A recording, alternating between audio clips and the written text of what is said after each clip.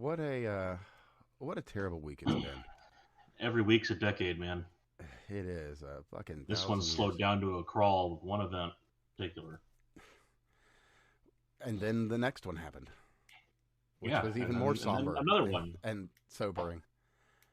What a what a fucking week. Well, yeah, this would be the week to go sober, wouldn't it? Yeah, yeah. So that said, of course, we'll go into a little bit more detail on the Ilyana thing out of what was that? Charlotte, I believe it was, where that occurred. Iryna. Iryna, excuse me. Yeah. But yeah, rest in peace, you poor soul. I watch the video, don't watch the video. If you're already angry enough, you don't need to watch the video. If you aren't angry enough, you need to watch the Oh, video that's because the. See, it's here's the thing is they tried, and by they I mean punditry on the right specifically. Uh, Decided they're only going to release like a 14-second clip, mm-hmm. which was just enough for you to see people not getting up, which is just asinine. See that pissed me off like a lot, because the bystander effect is a big thing. That is a huge problem. Every single time there is an incident in public, the bystander effect prevents people from like helping out. It's just a human psychology thing, and so putting forth a 14-second clip and making it seem like that's all the Now, time that was to be available for these completely people. fair, you could have put out a 119-second clip and seen no one Sure. try to help her. Well, that's the thing is 14 seconds that was cut and made short for a purpose, which was stupid. It was an asshole move. When putting out the full fucking video, which someone did finally, and I was happy about that. The you should not be doing that. You should not be overtly manipulating people in public. Like that is Well, just the thing is, the full disgusting video is shit. honestly worse than the short one. Yes, and it is worse. And here's the thing: it should have still been one that we published. I mean, they could have sped up to the part where he stabbed her and then let it go from there, which is basically what they tried to do with the 14 seconds, but they didn't. Instead, they cut it short specifically so they could get their outrage bait out there. For that, they shouldn't make a fucking penny. I think that is bullshit. It's after the part of time where the bystander effect is kind of like gone. It's when the multiple angles of them just sitting there not doing shit. And that's the thing that they were trying to portray. Well, fucking show it. Well, that being said, that is it's not an And so that's inaccurate what happened. portrayal of events, That's what happened. but anyway, And she that's wasn't helped. She died. She died with nobody helping her and people just saying, "Oh, yeah. she bleeding," She looked around for someone to help and cried into her hands, and then everything got and cold, passed out. and that was the last thing she experienced, and that's absolutely horrifying. And this happened, by the by, on the 22nd of August, and it took this long for us to find out. And of course, I can Well, see why. It raises the same question of, well, it doesn't really raise the question, it more answers the question of why haven't we seen the Carmelo Anthony tape? I think we well, know now. here's another thing. Here's another thing. You see, San Fran, among other places, they routinely refuse to hand out.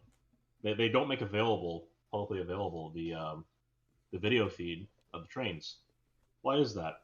Well, their specific stated reason is that it would make people biased and it would give people racial bias. How peculiar. Like there's nothing. See, that is a explicit admission of a racial bias by the people who are withholding the video. That is disgusting on its face already. I mean, and you're just not gonna fucking try to fix it. Well, I mean, you Is can't that fix just it like is that because, just policy that getting rid of the criminal activity well, on your trains is Craig, a bad thing? do you fix the lion for hunting the gazelle? No, it's just in the lion's nature. You No, don't I shoot the expect lion. more from the lion. Yeah, of course you do. I You shoot the you lion and the gazelle because I want meat that night. Get the fuck out of here with that. well, there you go. See, That's that's my but response. but that's not really You don't do a that. You don't do that kind of progressive comparison. way of That's dealing with lions, well. shall we See, say? progressive is a hilarious oxymoronic name for a masquerade on top of leftism, like hard extreme leftism. the kind of shit that produces Nazis when it hits the back end of the horseshoe. No, there you Yeah, go. progressivism, in my opinion, as a tolerable ideology in modern society, is dead. It's that whole entire mask is off. Not a shred of it remains. Fuck that. And Man, I just so almost to kind of rush us into the next topic. A buddy of mine pinged me like well, the it's next not day even the after the next whole topic. It's Charlie Kirk thing.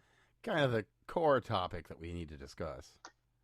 Well, sure, but so my buddy pinged me, so the basically day after Charlie Kirk got shot, saying like, "Hey man," and this is my more lefty friend, and he's a great guy, so he pinged me and basically said, "Hey man," now I'm fairly centrist on a lot of things, so it's kind of funny when he tells me like, that I'm part of the right, because I just kind of get to point back to him that fun little comic about the center being stretched over.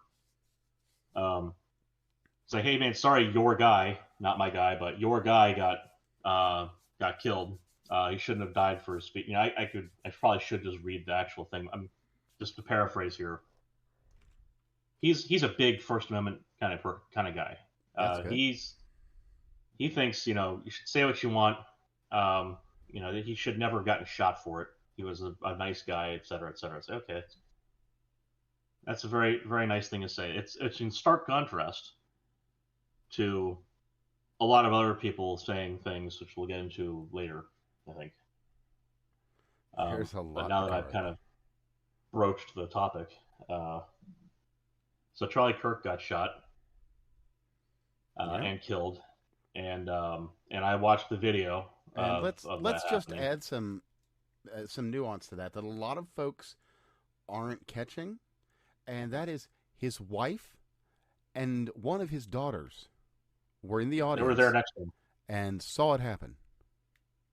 This kid ran up to him to try and be comforted by Daddy after the loud noise. And his 3-year-old daughter wasn't there. And on that, I would like to encourage anyone to look up Erica Kirk's speech because it is powerful. Yes. It is thoughtful. And it is absolutely heart-wrenching. And I'd like to quote. It's I'd like like to 16 and a half quote minutes. one very specific thing, and that is when the 3-year-old daughter, when she got home, she says, "Mommy, I missed you." She says, "I missed you, baby," and she says, "Where's Daddy?" And she said, "Well, baby, he's on an extended work trip with Jesus, so that he can afford your blueberry budget." God damn, that if that doesn't fuck with you, that I don't know It's if a it can be very fucked with. yeah. So I'm going to go ahead and wax Jewish here for just a half second. I'm not going to go into the whether or not she should have given the speech kind of stuff, but um, there's two phrases that come up with us with the whole Holocaust thing, and let alone any tragedy that follows. There's two statements. One everybody kind of has already heard, which is "never again," which is the idea that we should be vigilant and not let history repeat itself in horrible ways. In which case it has this time. I would say, this is a shooting akin, especially given the reaction that's been seen so far. This is a shooting akin to MLK. But the second one is, I think, actually more important, and this one is not as popular, and that is, we must bear witness. People should watch her speech. People should watch at least once the video of him getting shot, and the conversation that led up to him getting shot. And even the reason I say and on this that note, is that even you you need to should see maybe it. even look up what the person that was speaking to him at that very moment had to say. Yes. The reason why we must bear witness is that we must be able to see these things for what they are and when they are coming before they happen. Because we are our own historians, that is part of it. People will lie about this shit, and you must have seen this immediately what happened the next day, where they're trying to make this guy 2 days later, this guy gets caught, and they're trying to make him into a Trump supporter. The reason why we must bear witness is because this shit is what happens. And it's not acceptable. It's not acceptable. It needs to be hammered as soon as it's seen. As soon as the heads pop up, smack them back down. It's whack-a-mole for the rest of the time on the same shit. And it's insane that a person as milquetoast and centrist as Charlie Kirk peaceably disagreeing with people in places that are supposed to be for peaceful disagreement, for dangerous ideas to be shared, college campuses. In general, you're allowed to be a dumbass until you're like 25. You're allowed to have stupid opinions for the whole entirety of your life. You're allowed to have amazing opinions. Sharing them should not get you killed. Full stop. Like that's simple. That's one of the bases of our nation, of our way of life. Wow. Taking that away makes so. I tried to explain this actually to my mother. I said this one to her. She's talking about, this is the possibility of like civil war. People don't know how bad that is. Look up the shit hits the fan copy pasta. That meme that has the it's a real life thing. The guy who survived the whole Bosnian thing, like that, the kind of shit that has to happen to survive in a shit hits the fan scenario is horrific. And people talking about civil war like they're gonna fucking do something. It's like you don't know how bad it could be. It's disturbing. It's this every day. Every day. It's worse. It's worse than that every day. Like, you want to go get groceries, you have to dodge sniper fire. That's a great day in shit hits the fan scenario. You want groceries, you have to dodge sniper fire. And people wanting to take what you got just on your person, let alone in your home. Your home has become a fortress. Or it's someone else's home. You have to go and join them and hope that they're not going to kill you and eat your body when the food runs out. Like antibiotics, the thing that's going to keep you alive in that kind of scenario is being indispensable for your skills. Like a doctor is kind of indispensable for like a surgeon.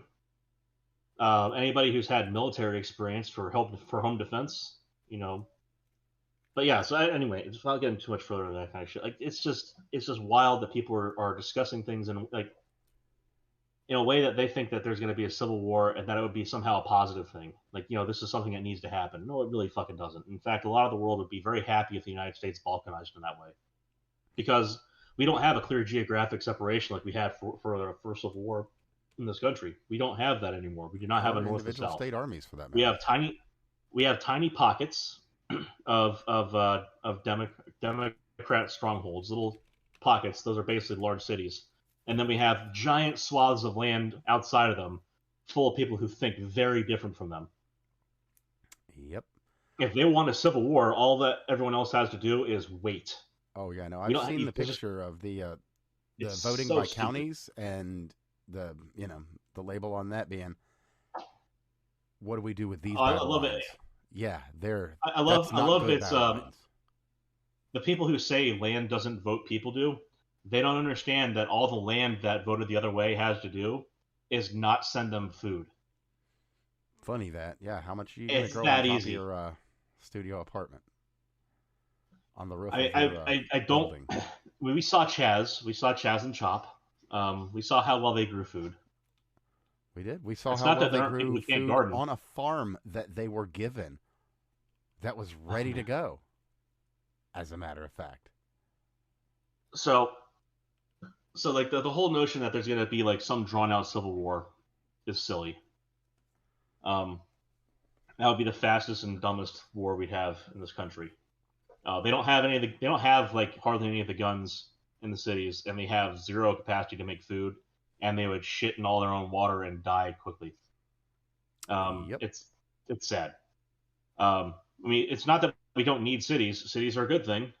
It's just that, it's there's a problem there if they think that there's going to be some war they win. The same way that if it's not that the people in rural areas would have a pure victory. It's a tragic loss to lose the cities. You have to rebuild them for one thing, and because they It are is. functional, they're a necessary function for our Well, society. I mean, let's be real. We've spoken numerous times about the two We escape talking good about from. this a number of times. We do. But we've spoken a number of times about the two documentaries, both about New York and Los Angeles. The escape from documentaries, and they paint the picture very clearly. I mean, perhaps these future documentaries are the way we need to go. If we can, maybe we sacrifice two to save the rest. It's a trolley problem, right? I mean, maybe that's just Right. what we've got to do. We wall them off. Everybody goes. If you're on the East Coast, you go over here. You're on the West Coast, you go over here. Problems have solutions, right?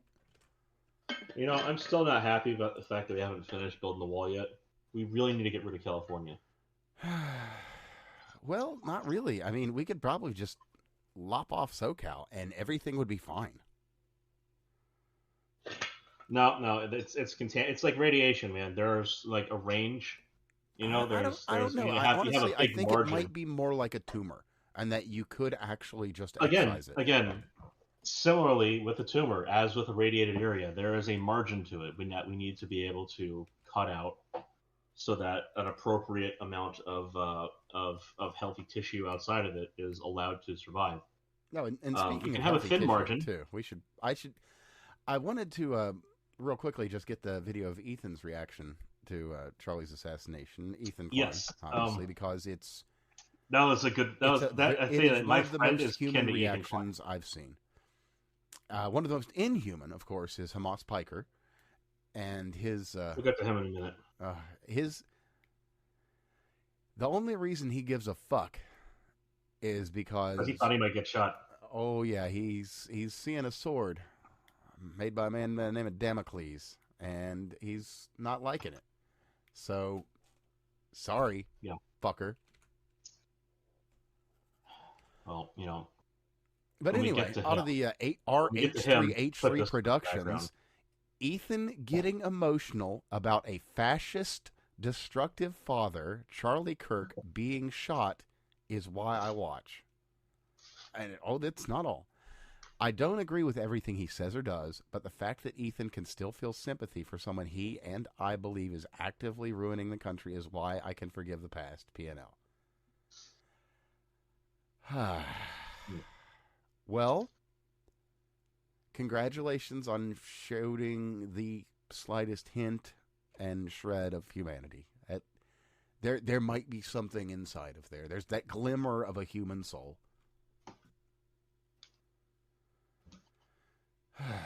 But anyway, yeah, I will include a video of Ethan's Ethan's speech on this because it is really quite good.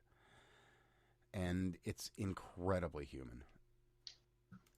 And that's So I would say my friend's politics are probably more akin to Ethan Klein's.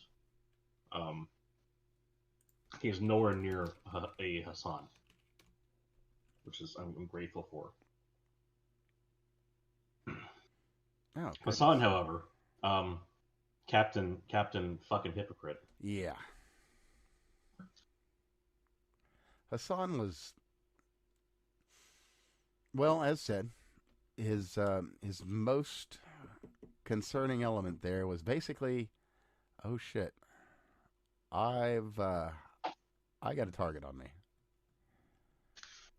And that's not a comfortable place to be, especially when you put yourself there.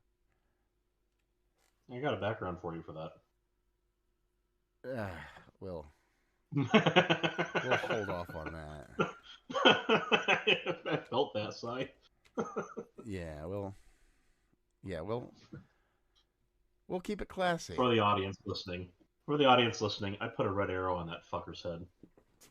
Well, it's his thing. So anyway, we've got a lot of info to share on this. We've kind of done the thing, showed our respects for a man that only ever wanted to talk. The sweet little brother. He was a very peaceful guy. Yeah, I mean, you got the sweet little brother of the right. You got the guy that wanted to share his toys, that wanted to make friends, wanted to reach across the aisle and No, my favorite is the people on the left who think that he was an extremist. I will be happy to inform them, should they ever listen to this, that they are so wrong. He is a moderate centrist. He was a moderate centrist. That was as milquetoast as you're going to get. A guy who politely disagrees and only uses words. That's what we should hope for in this country is polite disagreement and a lot of words, and that's it. Everything past that is more akin to the violence that the far left has been bringing. And let's be honest, people are just not going to give a shit. Just by and large, is left-wing coded. Period. That's just the way it is. You can be a media talking head all you like and say, "Oh, the right-wing violence, the right-wing violence." Okay, yeah. Now take out prison gangs, and then tell me about right-wing violence. Oh, right. You can't.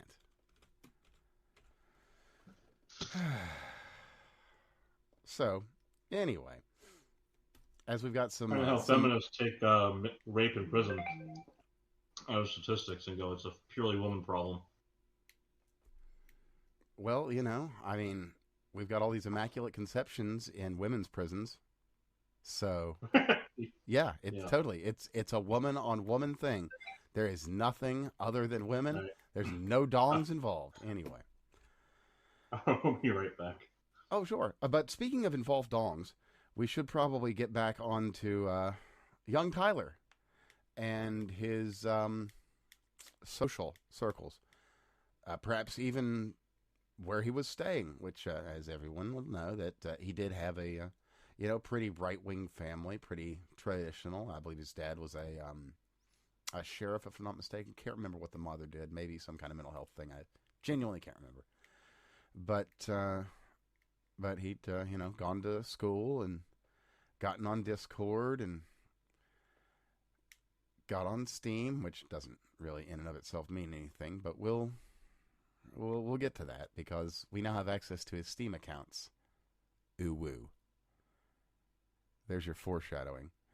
So, young Tyler, he was staying with his partner, and it would appear that young Tyler was into girl dick. His partner being, don't know, just some dude that liked LARPing as a chick, so whatever. But anyway, this female LARPer, let me see here, what is that? Ian Clottle, I guess, on Instagram? Not quite sure. I don't know how the fuck you pronounce this shit. But anyway, account has this, just little nobody. Following like 200 some, has like 200 some followers, something like the, fake guy Dan Instagram account too. Not the biggest thing in the world. But there's a very interesting note. A very, very interesting note about this Instagram account. You see, this Troon has a very interesting follower, and that is... Oh, we're talking about the roommate, are we? We are, the partner, as it were. Perhaps in more ways than one. Who knows? With the 7 lisps, yes. I don't know if you noticed, but there was a video of the guy, the shooter, talking to his family about reading out his scholarship letter. And he had a lisp already. I'm just saying. Anyway, continue. I am not going to do anything that would get the show banned, and I am going to continue and not do what I was going to do anyway. That's very big of you. It is. It is. Very large. Anyway. Yes, dear listener. As a matter of fact, no, we made that mistake already. It's not one we're going to be making again soon. I'm sorry, are we talking about a certain man? A certain one, yes. So, yeah, that's not something we need to concern ourselves with too tremendously. Anyway, but what we do need to concern ourselves with is who follows this drugged out Troon. And that's going to be Brian and Ed Krasenstein. Now, dear listeners... Oh, the Krasencramps. Yes. You may the midgets. somehow not have heard of the Krasensteins, but then that means you probably don't listen regularly. So, yeah, they're following Tyler They are the Robinson's Krasn Cramps. girl boyfriend They are the biggest menstrual cramps on Twitters. on TikTok, just as a by the by, not Instagram where they're following there, but like it fucking matters. So anyway, there's that. That's an interesting thing. And then of course there's the guy dancing around yelling, I'm a shooter, Johnny Shooter over here, come and arrest me, policeman. And then you've got the other one that's like, I'm also a shooter, come arrest me. And then you got Johnny Come Lately up at the front that's like, hell yeah, I fucking love it when Charlie Kirk gets shot. And these are people on the scene. So it leads one to... It was an oh, not a ooh. Get it right, faggot. Whatever. I am poking fun, so I'm allowed. No. I was going to say it's Bats. He was in the chat. Oh, well, fair. Yeah. But yeah. So the other thing we should be talking about here is that we're not the only ones saying this. And as a matter of fact, as... You know what? Okay, let's roll the clock back just a little bit to the very moments after this has occurred, when it's incredibly important that the people doing the investigating get the data. You mean like when the guy was in the crowd jumping up and cheering? Yeah, like right around that time, and in the 12 hours following. Now, why do I mention the 12 hours following? Well, because in that 12 hours. The FBI agents that were on the scene and doing the investigating hid the photo of the murder suspect from old Kash Patel.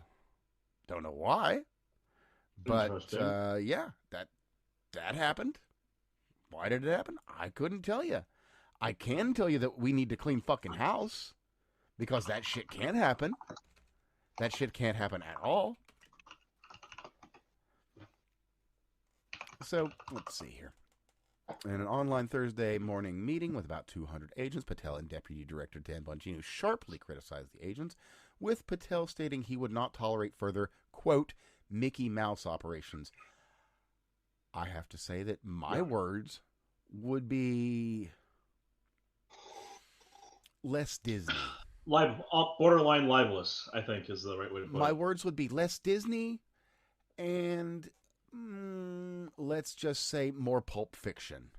Like, do I look like I have a sign in my yard, for instance? That kind of... I was going to go along the lines of, does he look like a bitch? But No. I'd probably be going a little harder than that. Oh, just being real. Oh man, that is a very different direction than I thought you were going. Okay, well, let's talk. You went down Steve's pronouns road, man. Right, and then we have Kashyap telling us about a warrior's retreat, which is, I mean, bless your heart, Cash, bless your sweet heart. Well, keep in mind that Cash is much of an Odinist, so I don't know if Valhalla is much of a place he's planning on visiting, but, well... Okay. The sentiment was, I'll see you on Valhalla, fellow soldier. Yeah. And in Kirk's mind, the whole soldier for Christ thing was... Come on. Yeah. Come on, there's a little allegories allowed here. Yeah, it's fine. There's a lot of folks. You don't have to be a fundamentalist and only understand things in literal terms. I guess an Odin mentalist, but yeah. In fact, you don't have to be that kind of guy. There's plenty of them on the fucking left who saw that and went, "Does he mean Valhalla, New York?" So you don't have to be that guy. Or I have a deep lefty friend that is not insane somehow, but mostly because having dealt with a lot of the same shit that a lot of people on the right have through, being depersoned and debanked and all that other dumb bullshit. So my deep lefty friend, even after all this, understanding how bad it is, let me just read this here. Cash is dangerous and a danger to the states. there's going to be a really big fucking shooting in the next 6 to 12 months, like a New Z style one, and it'll loop back to that signal. No, no, it's not. Bless your heart. And I mean, look, if you want to go and say like there's severe violence on both sides, that's basically where you have to point to, isn't it? that's the Is the best you're mosque going to shooting. get out of that. And oh, I mean, there's not a whole lot more than that. Well, I've got another really noteworthy thing that we should probably just think about real quick. And that, of course, being that, one of the heads of Palantir just in the last 2 weeks came out and said, we don't spy on American citizens. Indeed, they don't. Indeed, they don't. Over this whole past week, we've seen that Palantir did absolutely nothing. And that this guy was turned in by a priest and his dad. Oh, no, Good more importantly, old-fashioned police work. more importantly, after that, the tranny partner, or however the fuck that worked, Whatever. ratted him out to the FBI. Indeed. So someone who has trouble deciding on a gender did see all those zeros and thought, wow, that's a lot of dollars.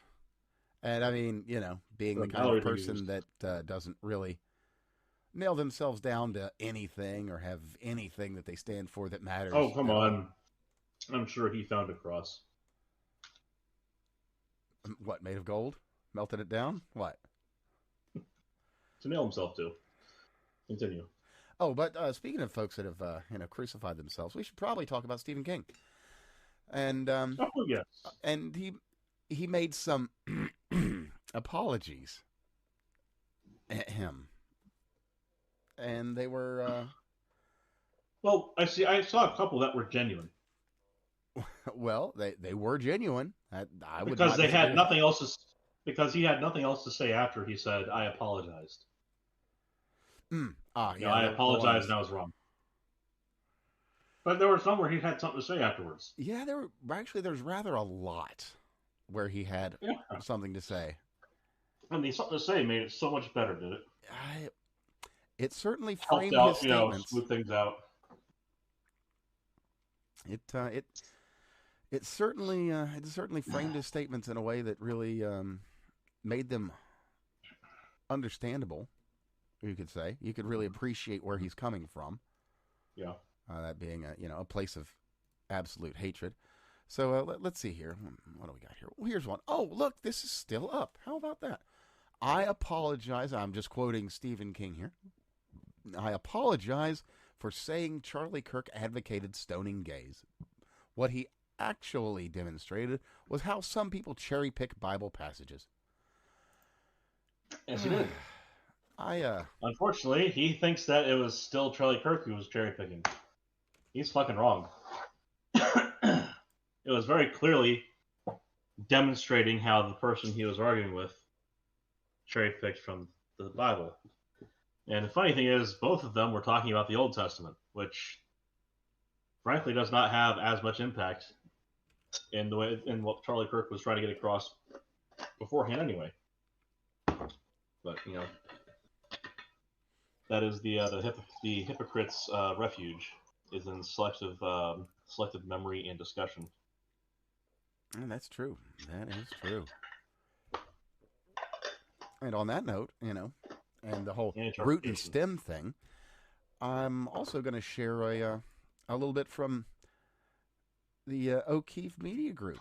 They caught another FEMA guy. Oh man, I saw that. That was good catch. Yes, indeed. So Sean Kelly, section chief of the USERA program office at FEMA, and I quote, deserved it when speaking of Charlie Kirk. Quoted him as being a, quote, a lunatic who, quote, kind of deserves it, and said that agency staff were laughing. Well, I would like to know the names and places where each and every one of these individuals work. And what exactly was the joke? Yeah. I'd love to know what is it that we're laughing at? It's a funny joke, bro. Share it with the class. We all want to hear it. What was the joke that they were laughing at? Was it his reenactment of that time? Charlie Kirk got shot, or was Was it like the video? Were they posting a video around to each other?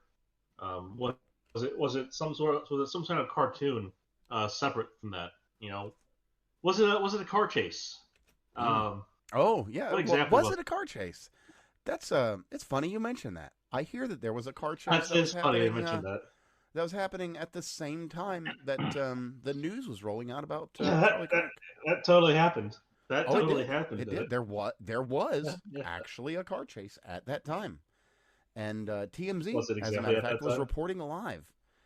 And of course, they had in the Yeah, back they of their were. office, they had a number of folks that were, watching that car chase. And then, of course, some enterprising Indeed. anons went out and found the car chase and watched it themselves and found that Not it even an wasn't. anon, a woman on a TikTok. Hmm. Yeah, She that's did the math for us. Very interesting math. yeah, that she did. That she did, and found out that lo and behold, there was indeed a car chase being There was a discussed car chase, at the time. There wasn't really anything of sort note in of. the car chase, but at the moment of the cheers, when one references the timestamps, there was an announcement on the car chase, an announcement Yeah, there of was. Charlie Kirk being killed right at the time of the cheers. And now Weird. the Very TMZ weird. staffers, they were saying, "Oh, no, no, no, no, no, no, no!" They were cheering the arrest of the individual. Well, unfortunately, the car chase was What? still going down at the time and was rather uninteresting. No wrecks, nothing much, just a speeding driver being chased, and an announcement. An announcement that led to many Yeah, cheers. you don't hate the journalists enough. You don't. Period. Not even remotely. Journoids, you know, get wrecked. Truly. It's fucking ridiculous. Like it's just like, come on, like you just all you have to do is say, "Wow, that was rather uncouth of me. How distasteful. I am sorry. I should never have done that. I can't believe in the moment I did something so stupid." Admit fault. It's human, right? I mean, the fact that you decided you're going to lie about it afterwards, that's also evidently quite human. It's piss bucket human, but it's human, I guess. Yeah. But I'll I'll go include back a. to the I've got. fun I've event actually again. got One of the her. I've horrors got of a World link War to that II. where she did all the math and everything. So that'll be in the links Yeah. below for anyone that's wanting to check that Well, out. I'll go back to the horrors of World War II, and that the major horror that came out of Germany was not that it was monsters doing all the killing and all the war. It was average everyday people that were um, brainwashed into that state. That it is possible that if your neighbor, your normal neighbor, could one day become a monster like that purely by being fed a whole bunch of bullshit from exactly these kind of fuckhead journalists. Not truly. That is incumbent upon us as a society. So there is a push to create the Charlie Kirk Act. Go It would on. be a renewal of a law that Obozo got rid of. Hmm. I can't remember the first name. Is that something Munt Act? Oh, the Smith Basically, Modernization Act. thank you. I was Yes. talking about it with someone earlier today. Yes. Yes, exactly. There is a petition out there to make that happen. They're basically just trying to get somebody to get it high enough up to have Trump see it, or Trump Jr., et cetera, et cetera. Get people that are involved in policy level decisions to start seeing this petition. That's the goal. It's on change.org. I don't have the link. I mean, it's probably not that hard to find. Let's go ahead and take a peek. And while you're doing that, Charlie also, Kirk Act. I would like to mention that there have been a couple of folks that have been absolute class acts about this. And for that, I'm going to directly call out Billy D. Well, I'm not going to call him out. I'm going to thank Billy D. Williams for being a completely reasonable and human individual. And I'll just read off his statement because this should be pretty universal. It is sadly not. So anyway, Billy D. Williams via Instagram. Charlie Kirk's wife is in this image you see. While some of you mock and celebrate his death, she's experiencing a level of pain most of us could never imagine. She just lost her husband. Their children just lost their father. A family has been shattered. Charlie wasn't just a public figure. He was a man with a wife who loved him and kids who needed him. No matter your politics, no matter your disagreements, celebrating someone's death is pure evil. Disagree with his ideas if you want, but don't forget he was still a human being, a husband, a friend, a father. If you're cheering right now, you're not exposing Charlie. You're exposing your own lack of humanity. And we need a lot more of that. And sadly, it's a real uncommon with people on the left. Oh, you know what? We do usually save good news for the end of the show, but somehow this one slipped through, and I didn't see it. And I think we all need a nice a nice pick me up bit of news. Now we all enjoy, a good trumpet tune. We all like our smooth jazzy jams. We all like Al Green if he's playing a trumpet. But if we're talking about another Al Green, well, he can just go the fuck to hell. Oh, we're talking about, yeah, okay. And guess what? Well, he's one step closer. He officially lost his Congress seat just the other day. What a happy bit of news. I am so pleased that I could share that with everyone. Fuck you, Al Green. Fuck you, Al Green. Fuck you. You won't be missed. Let the door hit you. I don't give a fuck. You know it's going to hit him on his nose, not his ass. Good. All good. All good. Now, unfortunately, I don't have the current count. But as of yesterday, at about 8 p.m. Eastern Standard, we were looking at 658 people that have lost their jobs. Okay, so I do want to go ahead and press back on that number just a hair. Okay. That is from a gimmick account. So. Oh, fair. And to be I'm just gonna say, my belief is the number is way higher than that, because people don't understand just how pissed off people are over this whole cheering on the murder of modern MLK. Like, you don't get it. People are fucking angry, and they should be.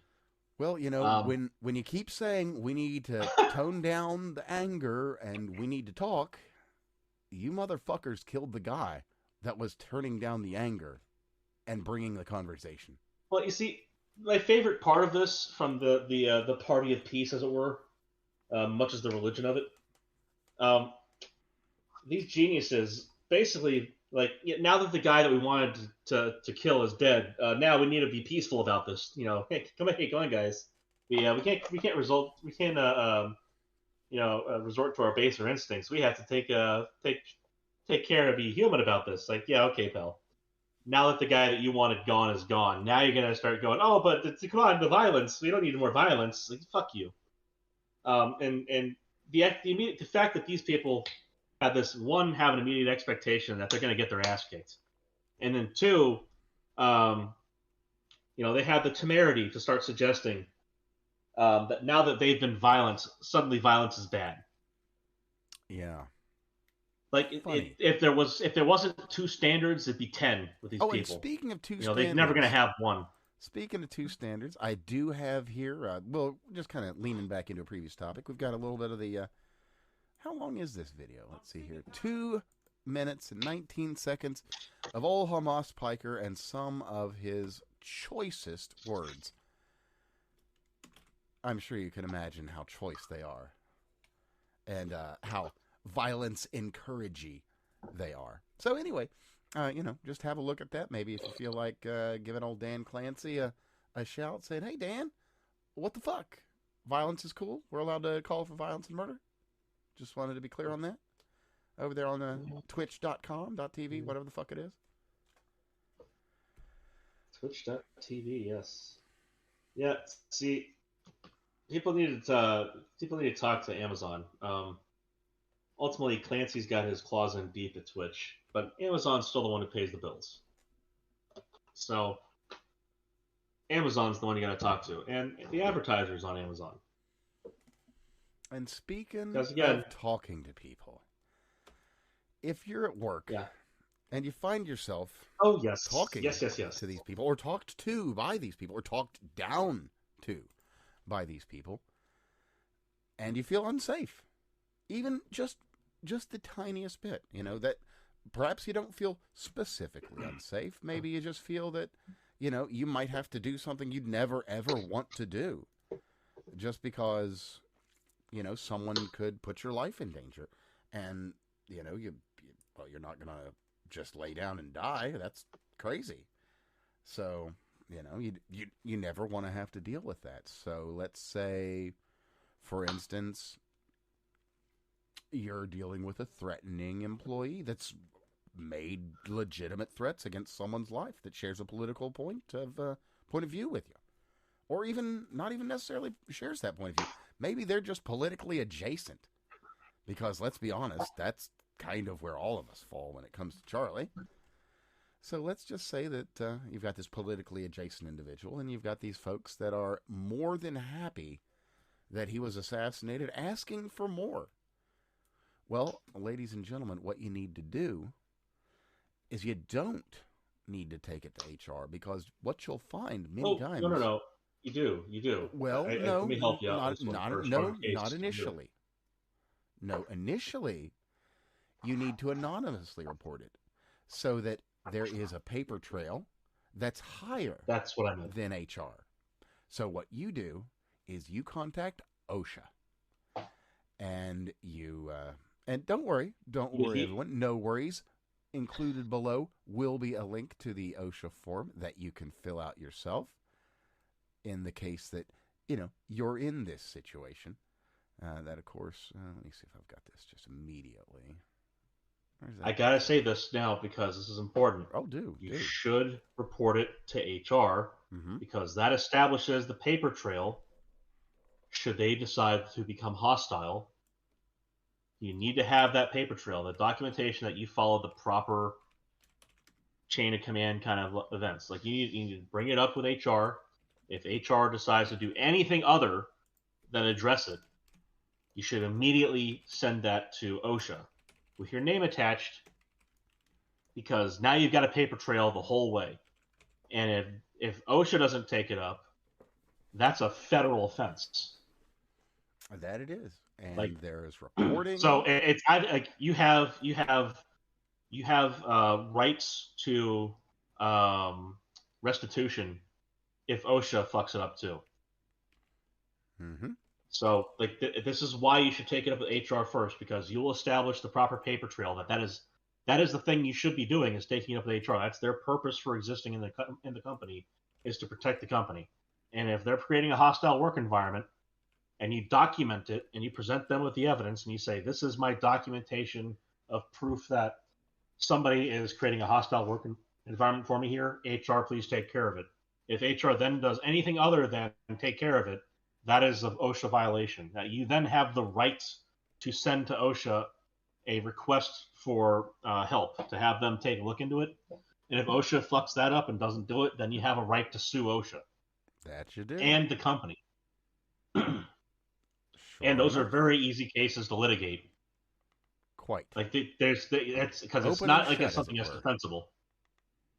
Exactly. So like that shit is straightforward, but that's why you should go to HR first, because that is the easiest way to get OSHA to take care of that shit. If it's let's put it like this: you show up and you say, "Look, I have all the evidence you need. I have cataloged it myself. This is the evidence. Here you go." That is the best. Like the investigation is not long and drawn out at that point. It's okay. We can confirm that this is evidence, and we see this evidence from the sources. Then all the investigator has to do is basically say, okay, is this from a genuine source? And if it is, they take it to court, and the questioning is quite straightforward. It's, is this your dumbass saying these things? Yes. Okay. See, judge, done. Like if you make it cheap for them to do the job that they're supposed to do, they'll do it. It could even stop as soon as HR, which would be great. Now, HR happens to be packed, generally speaking, with a lot of these same people. So which might be why you want to maybe just take it to OSHA first. Just say you don't feel Well, safe. that's the thing. That's fair. Make sure that you've already But crossed you your should T's, document dotted your why. I's, and then That's here's the you say, reason "Hey, why I say OSHA, to I think I'm unsafe, and I don't think that even if I report this to my business that they will do anything. right, but they're gonna say, okay, I why? will now do so, but we'll have to see where things go from there. I might Okay. lose my job for doing this thing that I need to do." In which case, you also have the right to sue under many states for wrongful firing. Sure enough, and just That's not going as to a by the necessarily get you by, your job back. that's going to be May not get your job back. www.osha.gov/workers/file-complaint. And if you want to call, you can 1-800-321-6742. And you can go ahead and do all that, and everything will be handled confidentially. Let's say you work for a big lefty employer, and you know how it's going to go. You know how it's going to go. So handle it that way. So Bats in the chat says legal mindset said OSHA first is the best option. I say okay. So the reason why I suggest HR first is because of the documentation that you can then gain. If you go to OSHA Potentially first, gain. Remember, well, many HR departments are not friendly.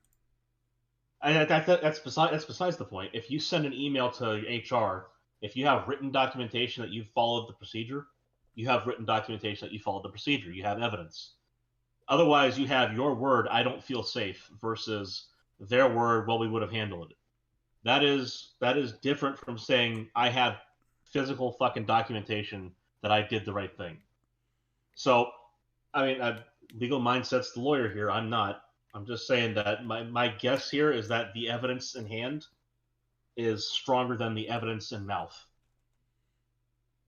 Um, Well, the thing about it is, but again, it going to falls OSHA on first and OSHA. then saying I'm gonna. If you go to OSHA first and then you say, okay, I'm going to go ahead and submit to HR.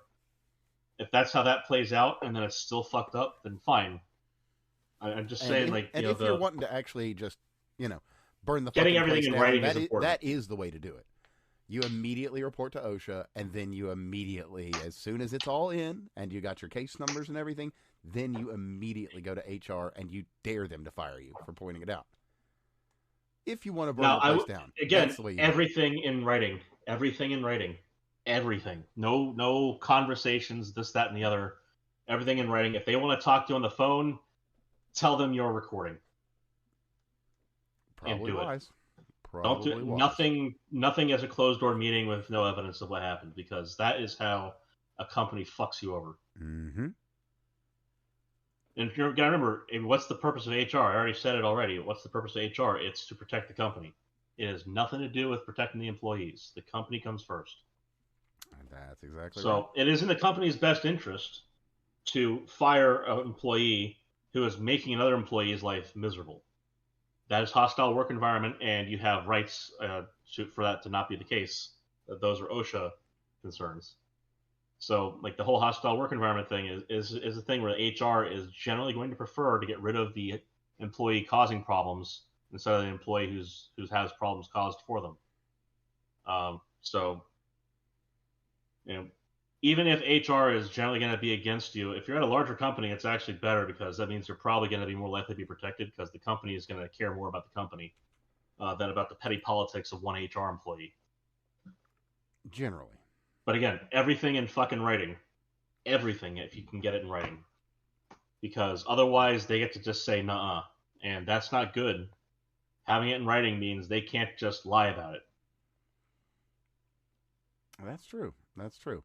But then that's also, in my opinion, why you would want to go to OSHA first. That way you've got the guys at the top are already looking.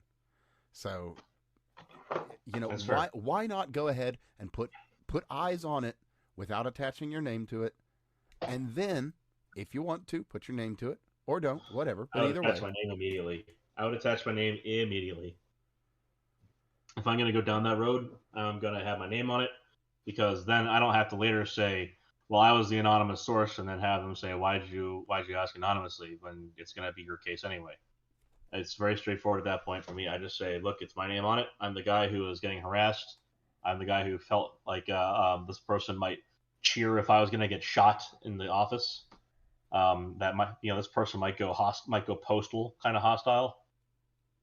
I would not mind putting my name on it immediately in that case. Fuck it. Yeah. And Like speaking of things where it's where pretty your name might straightforward. show up too, we should probably just mention that Charlie Kirk did have his name in a couple of interesting places. Like, for instance, the well-known Ukrainian hit list. Oh, yeah. Really? What's that? Yeah. Well, he was an America firster kind of guy, and there Who you else is are. on this hit list? Quite a few folks. I wouldn't be surprised if I found my own name on there. Well, that's the interesting part. Is I'd rather know now than after Ukrainian. Oh, well, it's available. It's freely out there. Shows up. Tucker Carlson's Well, no, on it. that's cool. That's cool and all. Do you have a link to it? That's a good Can you question. get a link to it? I probably can. Let's see. That'd be really nice. Oh, wait, no. Google loves Ukraine. So, yeah. Ukraine hit list. Myro Trevets. Well, there we go. Well, the first listing. Well, thank you so much, Google. Oh, and they led me to Wikipedia, a very, very trustworthy site. But they do list the thing, myrotrevets.center.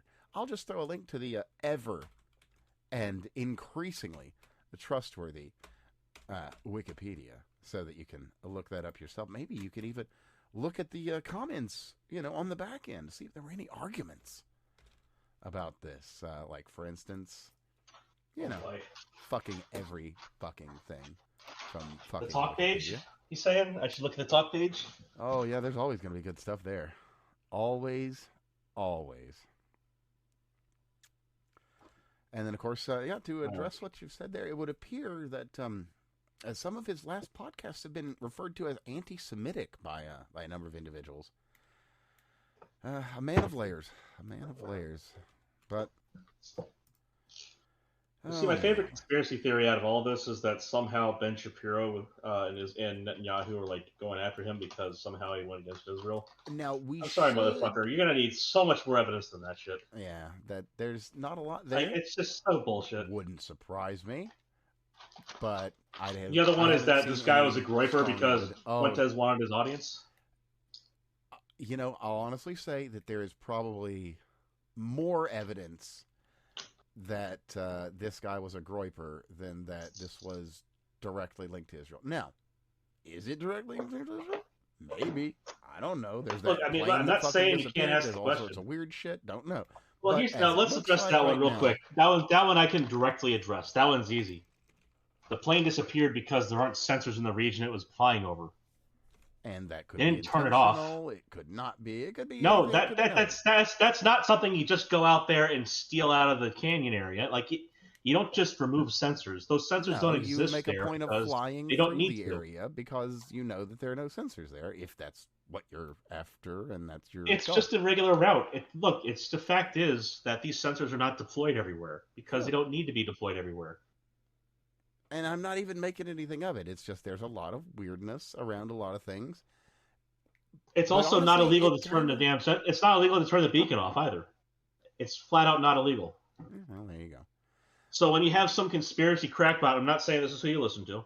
I'm just saying this is who the first time I was made aware of it is what was sent to me.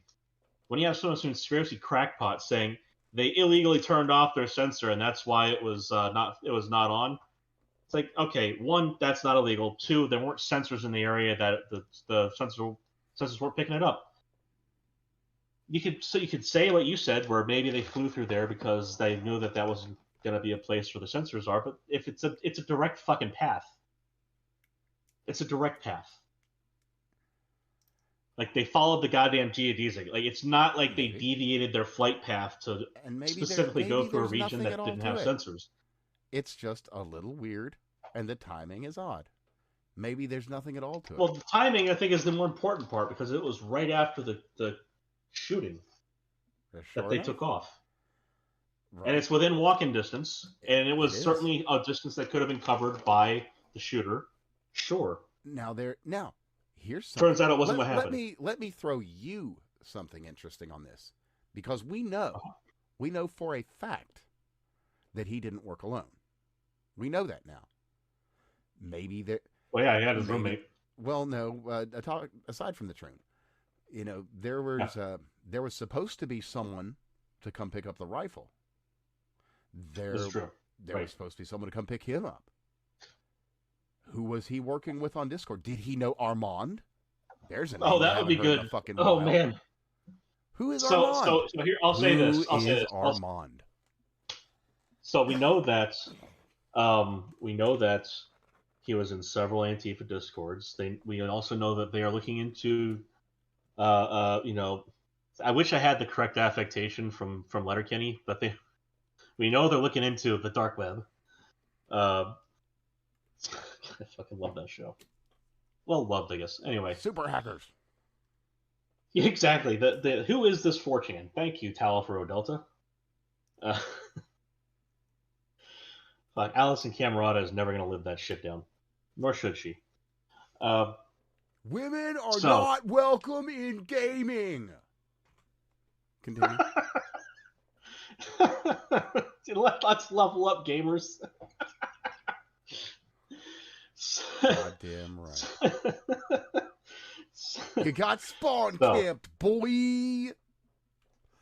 so anyway, we know that he was in several different Antifa and I would say potentially Trantifa at this point discords. Well, we do know that he was into. Well, anyway. We know he was a furry. He was into furry trannies. Yeah, I mean, he might have had that's who he was trannies fucking. in him. But anyway, continue. What were you saying? Exactly.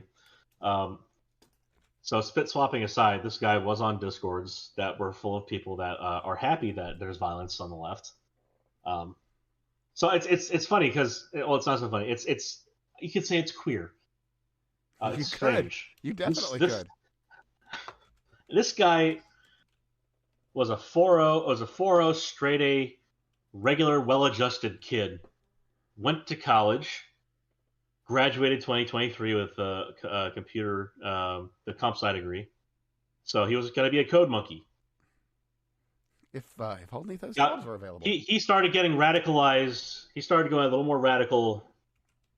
2017, I think it was that was reported. Was 2017ish. Like so, as early as that. Like this was not an immediate thing. You could certainly say that in more recent years because this is what the evidence his friends and family have shared through media. So take it with a grain of salt as you might. But he started going more and more radical left, and in the previous 3 months or whatever it was, they said. Yeah, it's been fairly He recent, basically apparently. it got to the point where it was like every conversation was him blowing up over some leftist retarded talking point and Charlie Kirk. Like that is pathological. Kirk, as a matter of fact. Yes, that is the pathological hatred. That kind of intense focus on a single target for all the problems in the world. His own personal self. It's like people saying that Trump is the specific reason why everything bad in the world happens. It's pathological, retarded hatred. Like that is, what's his GitHub? I'd love to know. Well, so this, seriously, because I'd be looking at GitHub and maybe some GitLabs. They might be self-hosted. I'd like to know what kind of code he was working on and what specifically the payload he'd probably be encoding into those would be. Was this guy just a JavaScript script kiddie who came out of college hoping for a job in HTML, or was this like somebody who was doing something that had some more weight to it? Well, I've got an interesting quote that we can share here from a neighbor. Actually, fairly breaking news, as a matter of fact. Let's see if there's anything more interesting in this here. Of course, I'll just throw up a link to the interview, about 3 minutes here. But to quote the neighbor of this fellow, I've never really seen anybody dressed all in black with a mask on. And also, random guys don't hold hands, and they definitely don't kiss. Oh, that's an interesting comment. So maybe the roommate was not as successful in the appearance department as might have been insinuated by others. Yeah. The gender binary, because there are only two. Look, this is an argument I routinely have with a friend of mine because it's funny. When you go non-binary, you've created a new binary because now you're either non-binary or binary. Mm. Thus, rendering yourself in a binary. Funny that. Truly a paradox. Yeah. There's no escaping the binary. That is. I'm reminded of a panel in a cartoon book not a cartoon, a comic book that I once read. Just a short one. It's about a story, a great story that just never got told. And the panel depicts a fella, a mustachioed gent, walking around what appears to be perhaps an Austrian or Prussian city. And it says, "I am no longer entirely certain about a career in painting." And I think about that. And I wonder how many future painters out there are just thinking, maybe painting isn't for me. Maybe this world isn't fit for a painter. And then I see what happened in Brazil, where Bolsonaro has just been sentenced to 27 years in prison. Yes, you should definitely cover that a little bit. And I think maybe painting isn't the career for right now. Maybe something a little more active is called for. But so what's happened? We've got Demores, obviously, doing what he does and subjugating the people of Brazil. And so they recently found Jair Bolsonaro guilty of some sort of coup.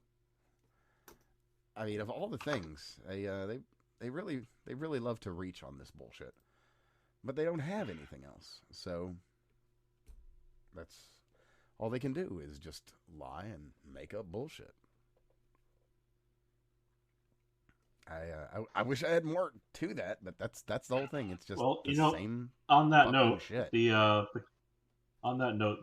Kirk Killer comrades, that is pretty much what they do is lie. Indeed. One of the we should actually probably address two of the big ones. That being stoning gays, and the other being that blacks were better off under slavery. Because those are the two big ones. That's what everybody's saying. And neither one ever happened. They're full of shit. Point one. Yeah. And point two, there is actually some context to that. The blacks were better under slavery thing, I don't remember the exact episode, but it was largely in the post-Civil War times. Blacks had more rights, more representation, and generally were more upstanding members of society at that time than pretty much ever since. And hate to tell you, but we reported on that ages ago because everybody here's a question knows that's honest. Here's a question. What were the first two numbers of the year that a black Republican made it to the federal legislature? Yeah, there's a fun little piece of. Was it 19? Was it 20? No, it was 18. It was in the 18 fucking hundreds that a Republican man made it to the House. I think it was the House of Representatives. Well, no, it was both House of Representatives and the Senate. Black Republicans. How long was it until Democrats got a black person into the House of Representatives or the Senate? Wasn't that long ago. Late 1900s. Yeah, funny that. Wasn't that fucking long ago. We should probably also mention that the war to free the slaves was the war to make the slaves free to use in the North. Because, well, that's literally what happened. You were no longer allowed to have slaves in the South. But anyway, moving on past the War of Northern Aggression, tee-hee, and on to wars of aggression coming from elsewhere. We should probably talk about Ilhan Omar and what I hope. Oh, that fucking smile, dude! Continuous grasp on citizenship. I would have no issue seeing her, restored to her place of origin. Her and her husband, I wouldn't have a single problem. I don't have a and single problem with that shit. yeah, her She's a husband bitch. can go back She with needs to her. get out of here. Her kids, all of them. They Well, her can. husband is in the UK, if I remember right. I believe that was part of the marriage fraud of getting him in the United States, was that he was already in the UK and she wanted him here. You don't say. You don't say. So that horrible excuse for a human being, aside from some things happened there. She had a big fucking smile on while she was talking about Kirk in the aftermath. I don't know why the fuck she was the one that people went to ask about Kirk in the first place, but she had comments she needed to put out there, and she had a big fucking smile on. Truly, truly. And now I know that in some cultures, they're smiling under aggression. When somebody is being, when someone's aggressing you, or you feel great emotion, that you just look your head down and smile. The problem is, she's not any of those East Asian cultures. No, not really. Well, I mean, I guess it depends on who you ask. Because you ask the right person, she's totally Asian. Just fucking because. I guess. I mean, isn't she fucking Somali? Yeah, she is. Close enough to Asia. We'll call her Asian. Fuck's sake. Anyway,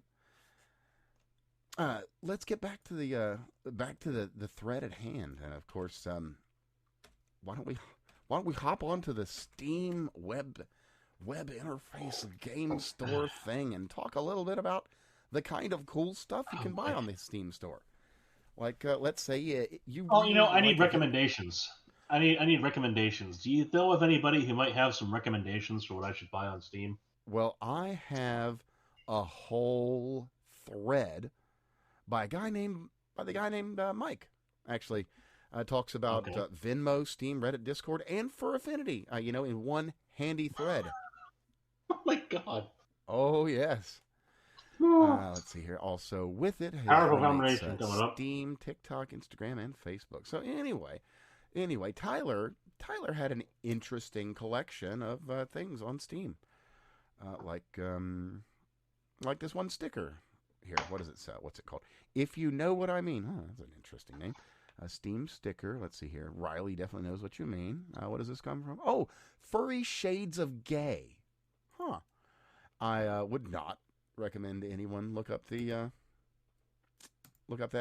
one because it's pretty graphic. Don't taint your fucking Steam recommendations with this shit. Also, yes, that if you go there, it will algorize you, and you will have trouble escaping from your new for Affinity. Wamp wamp. So anyway, I'll be throwing a link to this thread for anyone that wants to familiarize themselves with some of the proclivities of this fella. Now, I think while we're talking about a deeply East Asian Somalian woman, we should probably also cover the quote I mentioned just before that. That some things happened there. So, never again.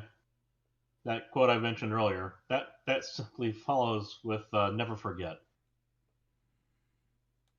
And a certain day passed just recently, a couple days ago. That it did. A little overshadowed, you might say, but yes. A little bit, yes, by the preceding events the day before. So, So anyway, some things happened there in 2001. You fucking bitch. Yeah, some people did some things. Some people did some things. Mm-hmm. They did. Yeah, it's weird because Hassan Piker says that the country specifically deserved it. He did say that. 9/11. Yeah, he made mention of that. Quite specific. So it's funny. Speaking of that guy, his uncle has done something very, very unfortunate. I think magnanimous, but also unfortunate. He decided to shove his face into the whole Charlie Kirk thing by trying trying to give the right response to it. How the fuck are people responding to this with cheers and celebration? What the fuck is all of this? You shouldn't be doing that. Charlie Kirk was a great man. And then sadly, he got onto public programming, Piers Morgan's, to try and be a part of feeling bad for Charlie Kirk, only to have his previous comments on Charlie Kirk rubbed right in his fucking face, as they should have been. Unfortunately, people paid attention over the years that aside from him talking about pleasing animals in certain ways, he did say stuff like Charlie Kirk wants to be a martyr. And it was in the correct context for it to be something that should not have been spoken of in that way. We should probably dig into, not that specifically, but that whole vein of things. Because there's a lot of people that were talking about this, specifically, on a specific day, actually. Like there were a group, and they were coordinating to make use of, I can't say that I have a better word to describe what appears to have been occurring in the days and weeks leading up to this. Is that, I hate to use the term conspiracy, but golly gosh, it looks mighty conspiratorial. A lot of folks, we got people making songs about days. We've got individuals making posts about how this is going to be the last day and big things are going to happen. Yeah, there was a song, Charlie Kirk Dead at 31. Yeah, sure enough. And on that specific note, we've got something interesting happening, and that's going to come by way of Mr. Chip Roy of Texas. And what's happened there is he has drafted, I guess he hasn't really drafted anything. They're kind of in the planning stages, so he's wanting to pull together a committee, a select committee, on, and I quote, the money, influence, and power behind the radical left's assault on America and the rule of law. Well, it's been a long time coming. Quite a long time coming. We need to, I don't know, maybe Monday morning, declare Antifa a terrorist organization, seize all of their assets, and start making arrests. Nationwide. Well, you see, it's just an idea, I've been told repeatedly. It's just an idea.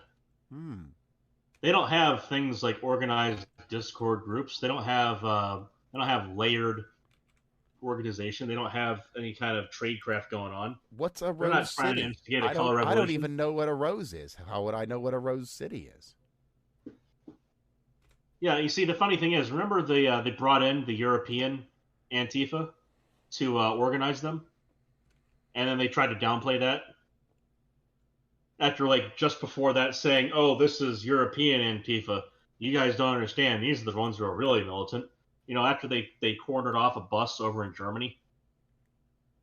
So how many people these people have they shot? Oh yeah. See, that's the thing is, they don't have to use guns.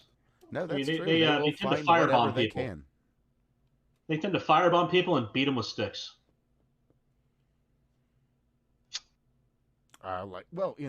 Case in point, there's a German soccer player who's really catching a lot of hell, all because he said that he prayed for Charlie Kirk and his family. Yeah. That's where we are. That's horrifying. That is, that's legitimately awful. I would say that borders on ontologically evil. But, it's an argument you could make. That's the thing, though, is see, I say that, and then I don't say somebody should do something about it. I don't say there should be uprisings in the street. I don't say why aren't there more people taken to the streets with pitchforks. Yeah, the only ones that need to be doing that are the ones that are, running by the field offices asking questions like, hey, Mr. Patel, Who did he call? Since we have the surveillance footage of him making a phone call right before he climbs on the roof, who might he have been talking to? I wonder. You know, it's funny. So you mentioned that, especially him on the roof. One of the, I would say, like, and as much as weird as the whole plane thing is, we can be honest and say that there's going to be someone out there who's retarded and who's going to take this kind of stuff and just to make a lot of big assumptions. One of them I ended up watching, and he said, "How to get down off the roof?" And I'm thinking, there's literally fucking surveillance video of him jumping down. There is, yeah. That's just it. Like, kind of leaned off, kind of. Come on, man. Half jumpy fell. That's come basically the fuck on. There's literally video of this guy the whole damn way off the roof. Now, that said, come on. It doesn't look like he's carrying a rifle at that time. Because he threw it off the roof. Maybe. I haven't seen video of that. He dropped the rifle. Fair. I haven't seen video of that. I'm just being honest. That's fine. I'm not saying you need to. But anyway. But it's just like yesterday I saw the video of him, dropping off the roof after he dropped the gun off the roof. Well, like and you can see him like pick it up and go. Oh, well, there you go. Like I said, I haven't seen the video other than just him going off the roof. So well, it's all of course taken on a fucking potato because no company is going to actually invest in security cameras for the fucking follow up. I can't. That shit's a whole different diatribe. Potato as it was, you can see him when he drops to the ground. He grabs something before he gets back up. That's the rifle. So he got to the ground, picked up the rifle, and went. Oh, and because it's grainy shit, you can barely tell it's a rifle, but it's there. All right, now let me see if I can find the website here too, because we do want to make a point of sharing the website for anybody that's wanting to assist. Honestly, Charlie's Murderers, yes. Yeah, let me just get that real quick here. Let me just copy and paste the link for you out of the browser bar. Let me see here. Huh? Isn't that weird? I put in. Oh, there it is. Not even Google could put it away. They tried. Got it down about 5. Here you go. Oh, yeah, no. It's www.charliesmurderers.com. I do want to include a link to that for everyone so that they can just, So they've gotten over 20,000 submissions as of sometime yesterday, and they're planning to make this a permanent searchable database. Now, I think that they're talking about some ability to take people off if they apologize or whatever, which is bad because it starts to bring up the possibility of a blackmail charge. That's my non-legal opinion. I think that's a bad idea. I think it should be permanent, and they should add the ability to attach an apology note. Yeah, maybe put an asterisk. I said because they did apologize. That's fine. But we won't remove you unless is a bad idea. Yeah, well, it's my a little 2 cents. Untoward, you could say. Oh yeah, Blue Sky. So thank you.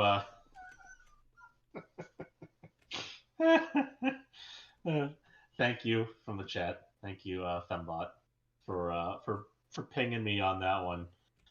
Yeah, just go to Blue Sky and type in Charlie Kirk, and it is. I've seen a lot of the Blue Sky shit in the days following since. Obviously today I hadn't. Well, as a matter of fact, I wasn't cruising because I was let's passed linger out. on that for a second, because we've talked about Blue Sky a number of times, and some of the. Oh yeah, I got banned from there for the most milquetoast shit, and it was Bats got banned from there for what the fuck was he posting? Oh, I think he just something like there are only 2 genders or some shit like that, but I think he posted he might have posted a titty sprinkles photo or something.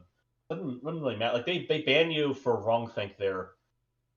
Here's the thing. There you have to positively affirm your leftist ideology in order to not get banned. That's effectively what that place has become. It's fucking wild. It's it immediately And we've reported on this. became Like Blue everything Sky, Jack Dorsey doesn't want it to be. and on top of that, it is an absolute haven for child abuse material. Yes, yes, it is. It is awash. So, so in the Fediverse, there is a massive CCM problem, and the issue is that Blue Sky lacks the moderative capacity to prevent the ingress of that, and so they have a massive problem there. And it happens to be a perfect intersection of a lot of degenerate ideologies as well. So it just spreads rampantly, and it's one of the reasons why, frankly, I was kind of glad I got banned. Aside from not wasting my time there, it's just like it's fucking horrific. Hmm. And it's not like it's hard to accidentally stumble upon. Oh, that They common. just advertise it openly. They advertise it openly, and they're happy to share it, and they will do it without you asking. How neighborly. Yeah, sure. Or something. Look, you can spend all fucking day there reporting shit to the FBI, and it is a scalability issue. I'm so glad that you've gone into that topic about one of the real hot button issues with yes, because there's another thing you were talking about in staff chat earlier. Well, and the thing is, it ties in so perfectly because this has been something we've reported on, and we're not the only ones. Plenty of folks have, and basically nothing really happens. But oh, what a difference a day makes, because there are some things that apparently you've gone a little too far, and Blue Sky has said, well, okay, all right, no.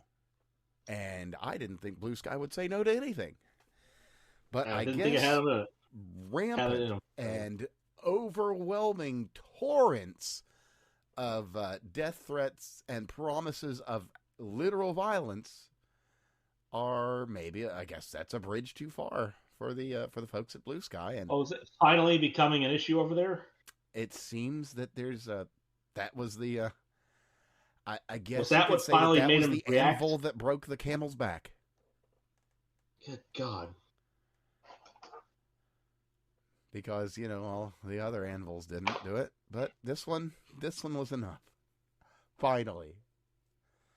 So yeah, the admins at Blue Sky are laying down the law, and the folks over there are apoplectic. They do not know how to handle themselves because they have never been told no. Fuck them. Indeed. Fuck them forever. They've earned it. Hope they get all kinds of pissed about it and they can't sleep at night. Yeah. And the feds come the next day and say, "Hey, brother, I heard you had some interesting pictures." So you're on Blue Sky, you say. You do you like collecting images? Are you a let's not. Anyway, let's roll into some other good news, because in these insanely dark days, we kind of do need to do that, especially now. So, out of the which state is this? Oh, all of them. So the Teamsters Union, you may have heard of them. They generally tend to be kind of a left-leaning organization, a little blue. That's a fucking understatement. You could say that, and you would be. You could observe. You would be accurate 1,000,000 times over. You could observe that. Thank you. Yeah. Well, anyway, it would appear that the Teamsters Union has seen the light. Who can say? Anyway, that was something they started to do earlier this year. It was to start saying, like, with the whole trucker thing. That's what was going on. Mm-hmm. They came around a little bit on that. Yeah, I bet they did. After the collapse of the whole dock worker thing. Yeah, that was the thing. There's the whole pipelines that were going to get built and all that. Oh man, boy, watching that union head in that interview after all the pipelines Yeah. and all those fucking pipe fitting jobs were just literally exploded overnight. I don't know if I've ever seen a man more uncomfortable than that. Well, sir, you earned it.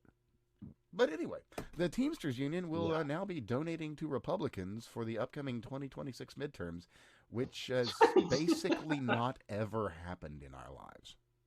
So here we Not in are. our lives, no. Here we are. And, wait, that's all? No. No. It is a trying week to be sure, but don't worry. There's a little bit more good news that managed to slip through the cracks. Another one out of Texas, and this one, signed by Greg Abbott. This was actually, just yesterday. And I don't have the exact... No, I don't have... Dang.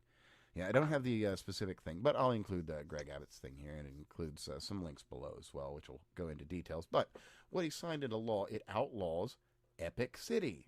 What's Epic City? Something that we've only touched on previously. And what it was meant to be was a Muslim super city, basically in the... Oh, we're talking about Epic City? Yes, I am. And it was meant to be this Muslim mega city, a Vatican, if you will, in the heart of Texas. Yeah, you say was. This is interesting. It is still going forward. Okay. But there are problems. And those problems are because of this law that was signed into law just the other day. So what the law does, it eliminates any potential no-go zones. It prevents selling land to only Muslims. It requires disputes to be brought in under Texas laws and Texas courts only. Well, what does that mean?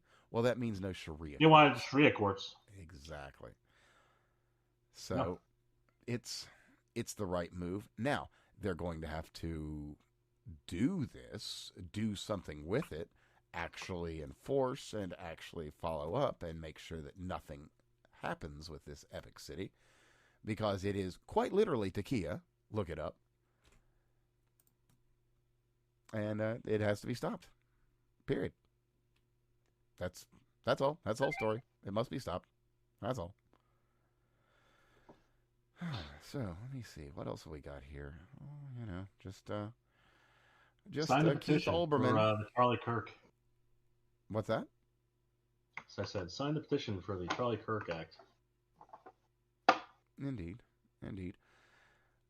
So, boy, what else do we have?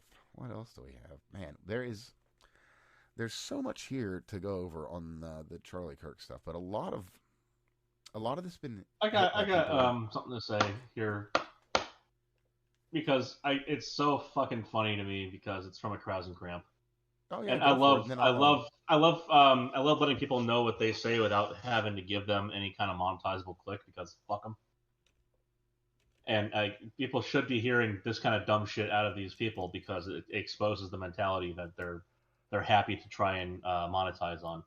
Just to be clear, Brian, too, for all the litigiously anxious, we're not playing the clip. We're just going to tell you, because we're not getting sued. Fuck you.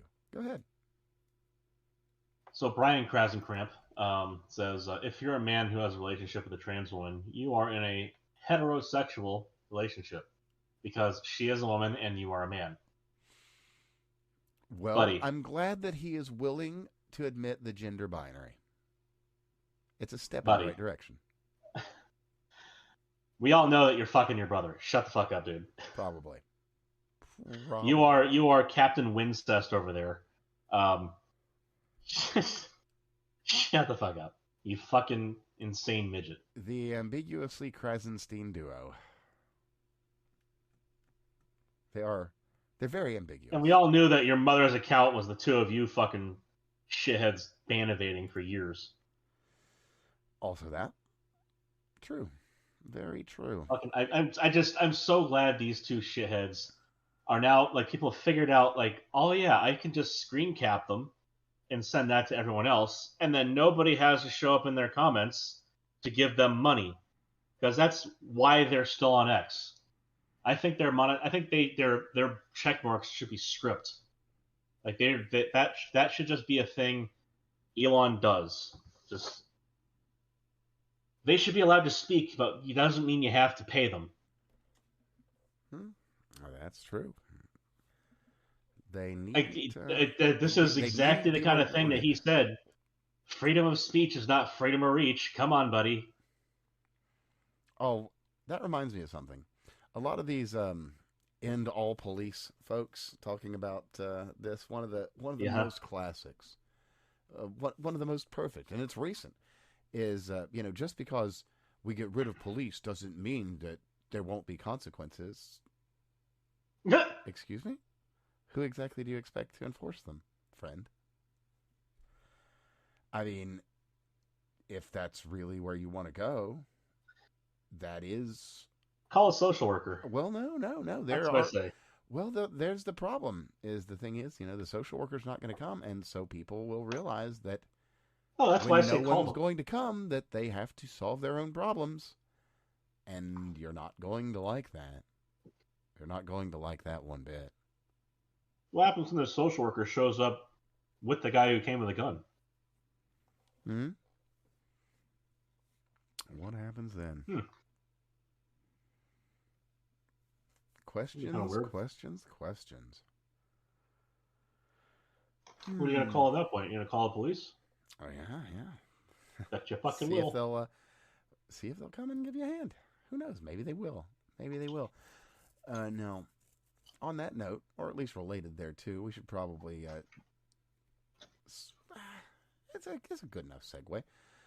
At at the tippity top, there was the order to fly the flags at half staff in remembrance of this innocent man that died today. That was a friend of many important people and was honestly a voice of reason in these very unreasonable times.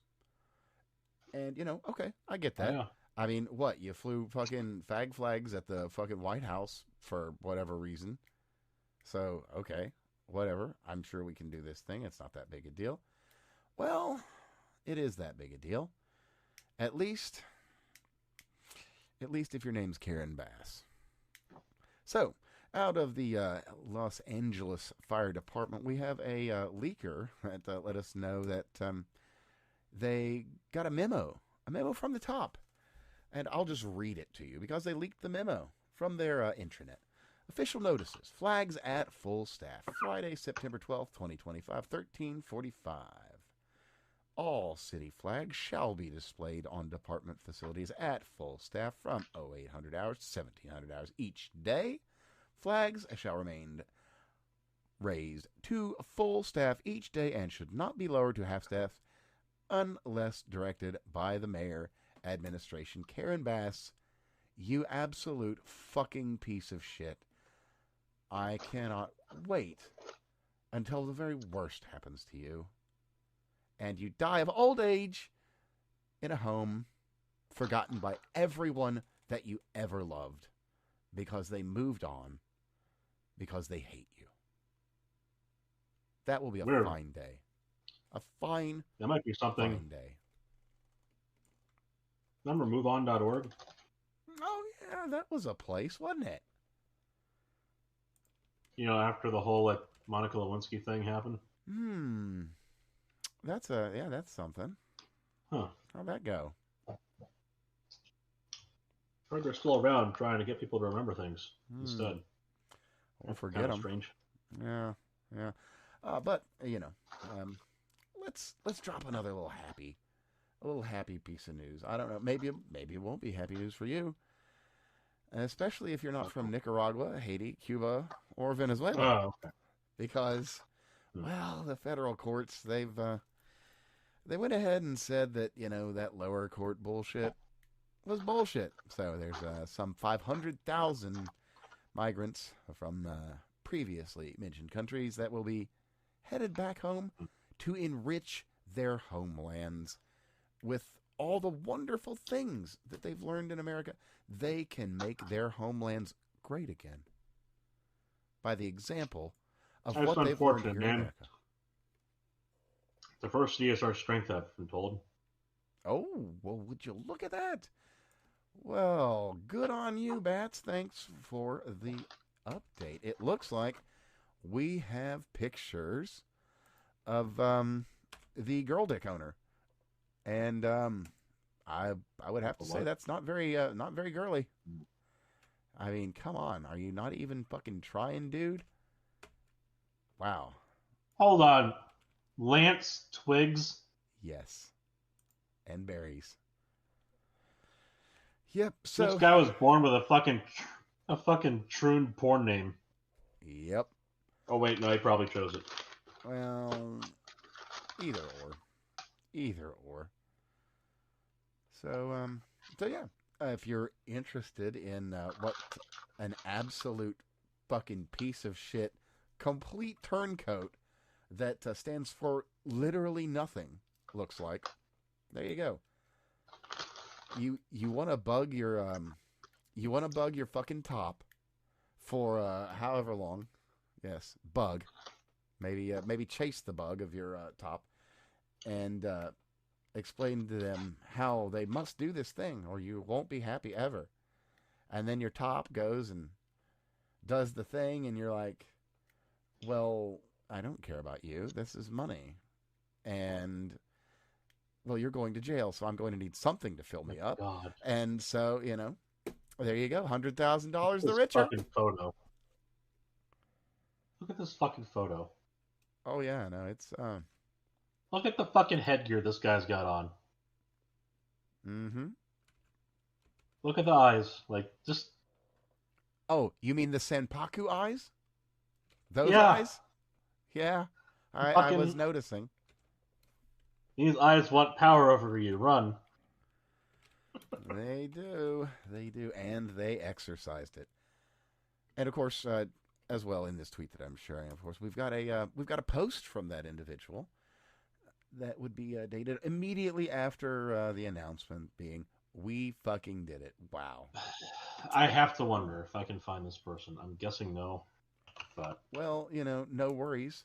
Having already called in and placed all the personal information with the FBI to turn in Zer's lover, I'm sure the FBI will be able to contact them without much difficulty. So don't sweat This it, page Craig. doesn't exist. That's not good. Oh, I'm sure that everything that's necessary has been collected. But yeah, I see people. I see people talking to this account. Oh no. Oh no. Why did you? I see. Hey, why did you delete Oh your no. account after I reported you to I the see a FBI? person that Oh, works at Fox, and I will include this in case anyone would like to reply. I would ask you to be kind and be polite because this is a person asking a real question that they do not know the answer to. This is a television personality, Colette Harrington. She's a Fox News lady, Fox Nation. So, you can't expect her to be educated on all topics. And anyway, there. her question is, Oh boy. yeah, I'm sorry, but what's a furry? So again, that'll be Oh linked no! below if you would like to No! kindly and gently educate her as to what such a thing might be. Oh my God! Just send her the Medicare video on Otherkin. There you go. Yeah, you could do that. That would be a great way to I do think it. that is the kindest educational video that you can send. Because then she will get the contrast, the contoured limits of which there's application for the label. Because an Otherkin will shit and rub its ass on your rug and growl at the meat in the food aisle. True. Whereas a furry will simply wear a fursuit and fuck in a hotel room. Well, and Oh my other God. degeneracy, but nonetheless, slightly less degenerate degeneracy. Oh my God. Why would you ask that on the internet? That is just. Oh my God. That's a question that. She did Well, not I mean, know what that's a she was question you want to asking ask for. on the internet, but honestly, she probably should have asked her friends because she's going to get an answer. Tried that first. She is going to get an answer to that There's a question. lot of kind people out there who are willing to strip her of her ignorance. There are. Her innocent, childlike ignorance. There are. And speaking of people that are innocent and childlike, we should probably talk about Rabbi Shmuley and his comments just the other day, because that gentleman. Okay, that's too much. That Prince of Darkness. Before we tear into our That is editorializing, so. let me just read his statement from the 10th. Sure. That. Okay. Today, and I quote Rabbi Shmuley, today, as we witnessed yet another attempt to silence pro-Israel voices, we are reminded of the constant threats facing Rabbi Shmuley. For years, he has stood boldly for Israel and the Jewish people. Yet, he has been physically assaulted in Vienna, Miami, Sydney, and even in Times Square. The dangers are real, and they only continue to grow. To ensure his safety and his ability to continue this vital work, bear with me a moment.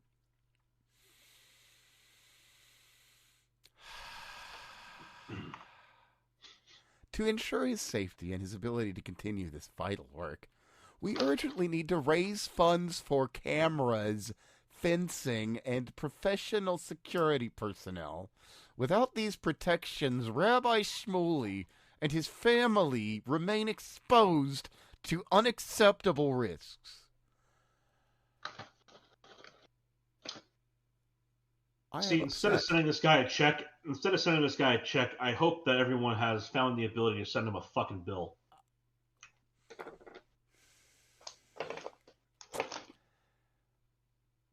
In the words of Raoul Duke, they broke the mold when they made him. They fucking better In the words of Craig have broken Mansfield, the mold. fuck that guy. Forever and ever. Shmuley, you make a piece of shit look like... You're the ace of spades, Mr. Shmuley. What an absolutely hateable fuck. You know? What an absolutely hateable fuck.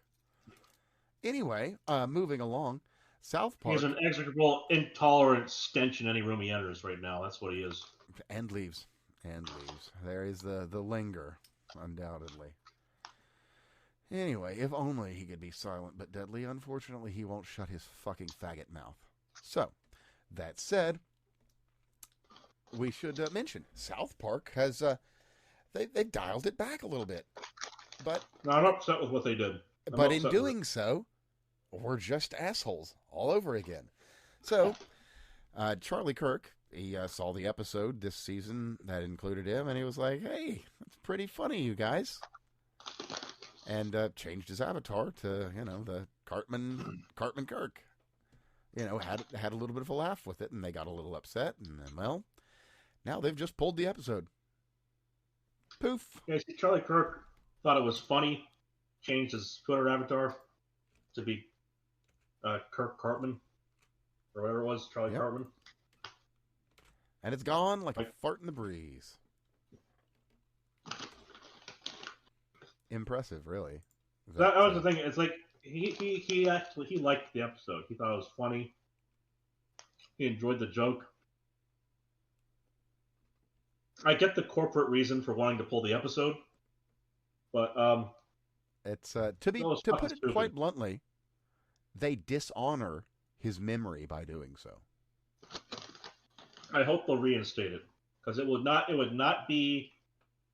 be a tacit admission of doing the wrong thing by pulling the episode, sure, but it would be the right thing to do to honor his memory, to allow people to be able to watch that and keep that piece of him being impactful on community in their life. Truly. Or you can just switch your VPN to Europe. Apparently that's still a thing. By the way, only did it really here in the United States.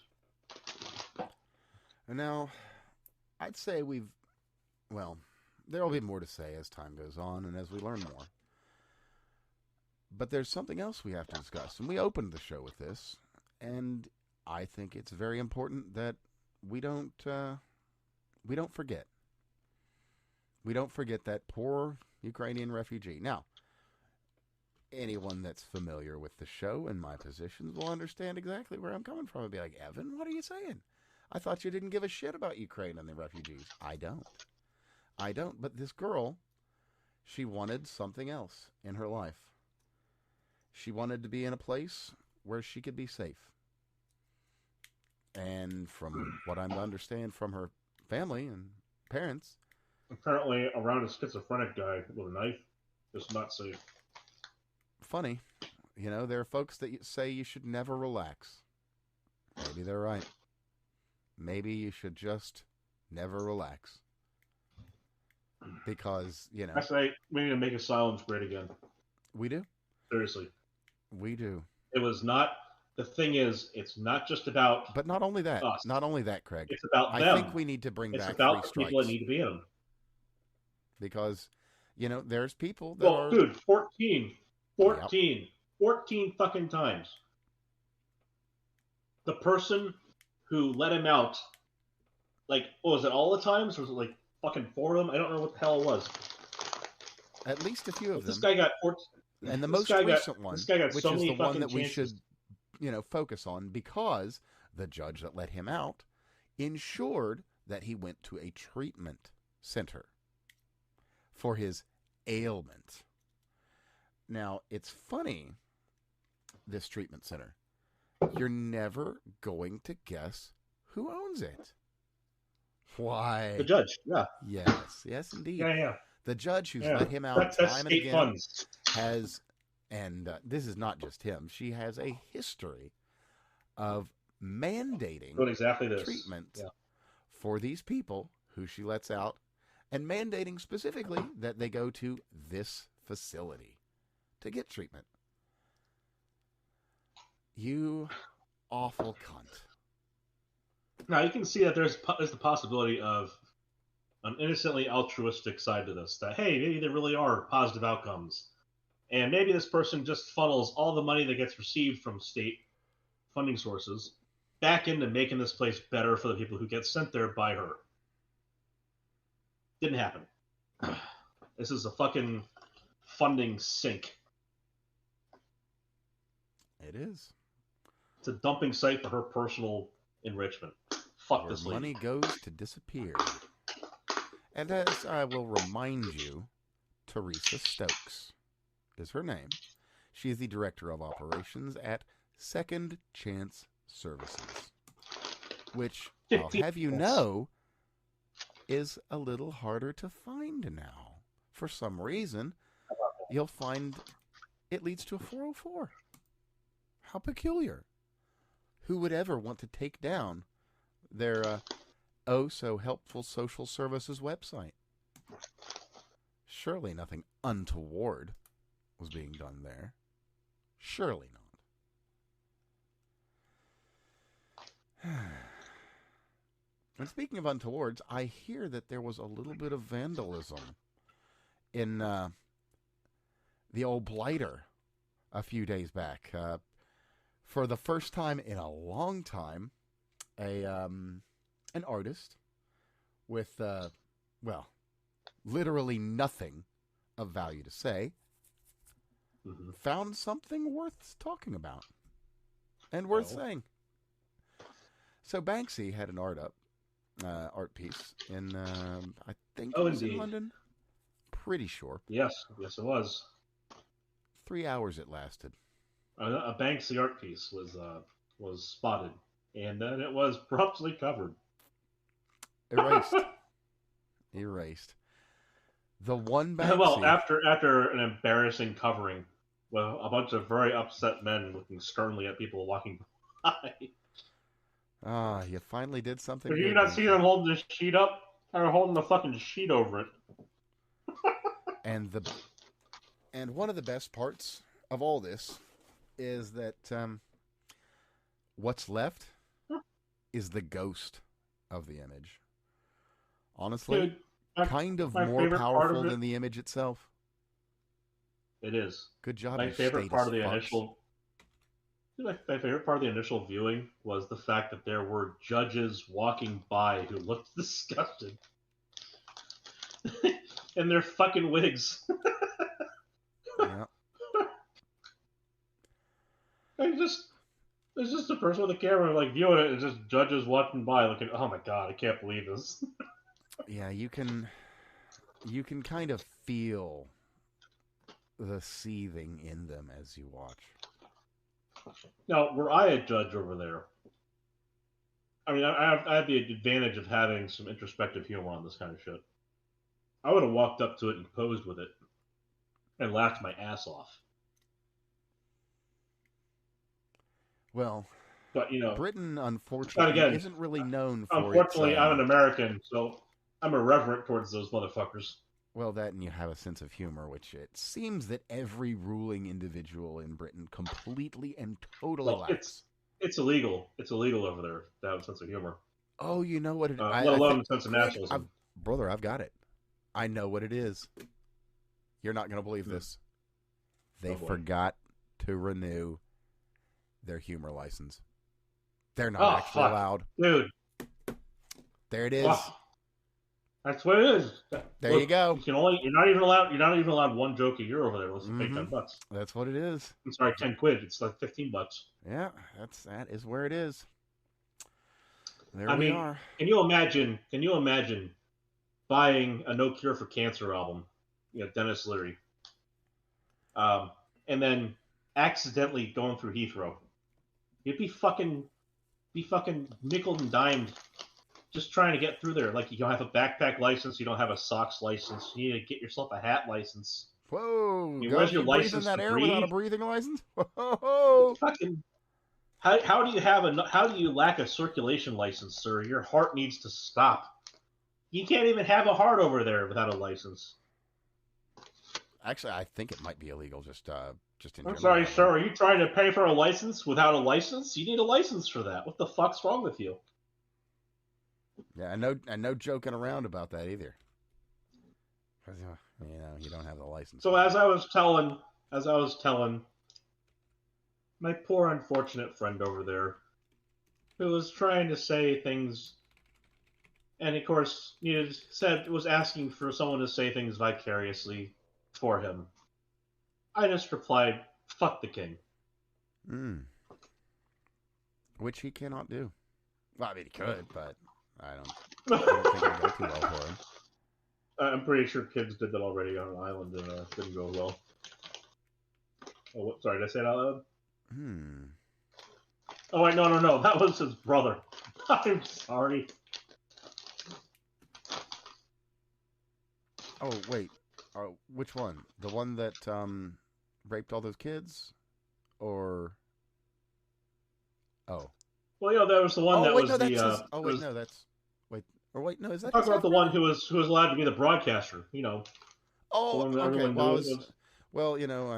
Everyone knows his brother, but like... I was being cheeky with the one that raped all those kids because... Well, anyway. So how about that stuff in Nepal? So, that was the uprising. Yeah, it's... my favorite part of that? My favorite part of that was a bunch of communists trying to claim that as if it was a win after the Charlie Kirk death. Like, they listed that off with Charlie Kirk dying. Like, you guys weren't paying attention, were you?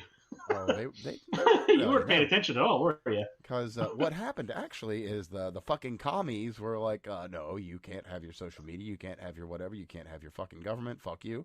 We're going to shut it all down. And the Nepalese were like, bet. Okay, no more government. And so they burned down Parliament, they burned down the president's house, killed his wife, killed the finance minister, and had a vote on Discord. Ha! I was going to say, that was the part that needed to come up, was the military found out that they were coordinating on Discord, and went to the Discord mods and said, choose a new leader, an interim leader so that we can get elections. So they chose a new interim leader so that they can go ahead and do elections. And they've got one. Here we are. And this, that's the thing. China's got to be shaken a little bit because, like, Nepal was their vassal state. Yeah, that's. And if Nepal did that, the 5-year plan is probably going to include taking Nepal back violently. Otherwise, they're going to be like, this is not something communism is supposed to permit to happen as its neighbor. Mm-hmm. And that's where I'm actually kind of worried is that might be an escalation. And the thing is, like, as long as we still have resources in Taiwan that we care about as national security measures, even with what we have, like was it 5 fabs now that we're building here? I know we have 3 that we're building at least. Like 3 of them have broken ground. I think they're planning 2 more. And there's 2 in Europe that they're building. Like even though we have 5 fabs that we know of already, possibly 7 total coming in that are like in the capital W West. Taiwan is still like the place where they make stuff, and I know that the Taiwanese semiconductor company or Taiwan Semiconductor Company, TSC, have decided to invest like was it like $1 trillion thereabouts, like or some large number amount. I want to say it was actually like stupidly 500 large billion, amount of money. because I remember reporting It's on some this. stupidly large amount of money. It was an immense amount of money to actually get shit really going.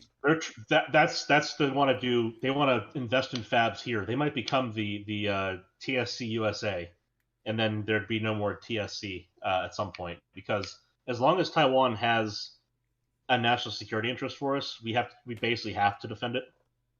And if China goes after Nepal and then goes, well, that was successful, let's take Taiwan now, that's a World War III trigger for us. That's a problem. And to be fair, America is spread out just a little bit at the moment.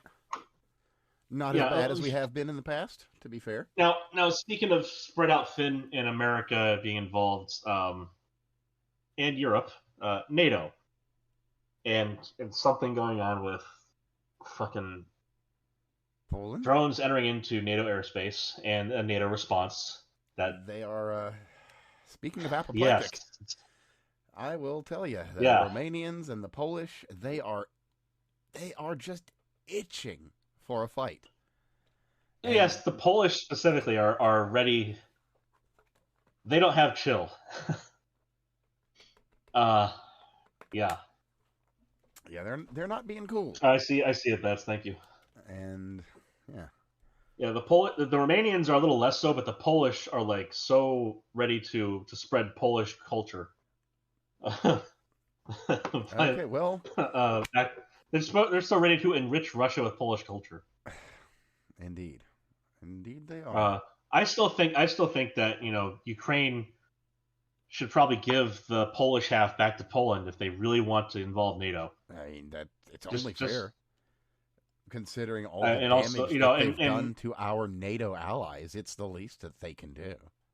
And from a purely selfish perspective on that one, I'd really loved at some point to be able to visit the shtetl that had some of my family pass through it, as well as, oddly enough, the camp where a bunch of them got exterminated, without having it like shelled into oblivion by yet another fucking dumbass conflict. Like, that'd be nice to be able to trace back my lineage a little bit like that one day. Bring my kids by and say, hey, this is where part of our family, this is our family history was written into the walls in these places. And have those walls be standing instead of blown apart. Mm-hmm. It'd be cool. That's all I'm saying. It'd be cool. It's not like if it goes away, it's like okay, well, that I'd sucks. like to see what an unfirebombed Dresden looks like, but that's never going to happen. Right. Exactly. No, that's just exactly the point, though. Like we do not. We are at a point in civilization where we do not need to do that kind of shit anymore. We choose to do that, and this was a choice. Is a choice. Speaking of choices, this NATO response is a choice. Speaking of choices, yes, Bats, we will get to that actually, but this is something that we must cover because it's. I made a promise, and that promise is to provide every update on this topic that I can provide. And unfortunately, it's another one, and it's not good. So let's take a few steps back in time and in place to Uvalde, Texas. And unfortunately, I have an update for you. Yes, unfortunately. It's not a good one. But Go on. It is what we knew. And now at least it is confirmed. I have the I've got the statements here and everything. It's the whole thing. I'll just link that up for you. But the long and short is that the Uvalde Police Department, they told the officers to stay in the police department. There were standing orders to stand down. And they said that right. it was a teacher that made these demands. That is wrong. That is a lie. And the teacher was following every step necessary to try and save lives. These fucking awful people, these fucking monsters. Fire them. No pension, no pay. Done. Get rid of them. So there we are. And yeah, another bad update. Do we know who Armand is? No. Still don't. But with that, maybe we'll find out. And I'd like to lean into this new little bit of news. Thank you, Bats. By way of Nick Sorter. We might just get some answers to some questions we've been asking for a long time, because I wouldn't be surprised, not even a little, if we find connections. Connections where, you say? Well, breaking. The FBI and state agencies have launched investigations into multiple leftist groups in Utah for possible advanced knowledge of the Charlie Kirk assassination, per Axios. They're also probing whether or not these groups provided material support after the killing at him, or did he get the fucking rifle before? Anyway, at least one group deactivated the social media pages soon after the shot was taken. I'm sure they did. And also, just about the way, this kid was in the DSA too, just so you know. Yeah, he was. Now, I will say this. The same way, and this was shown in a video by the older millennial, which I thought was funny, where he had a blue shirt on that said Harris Waltz on it.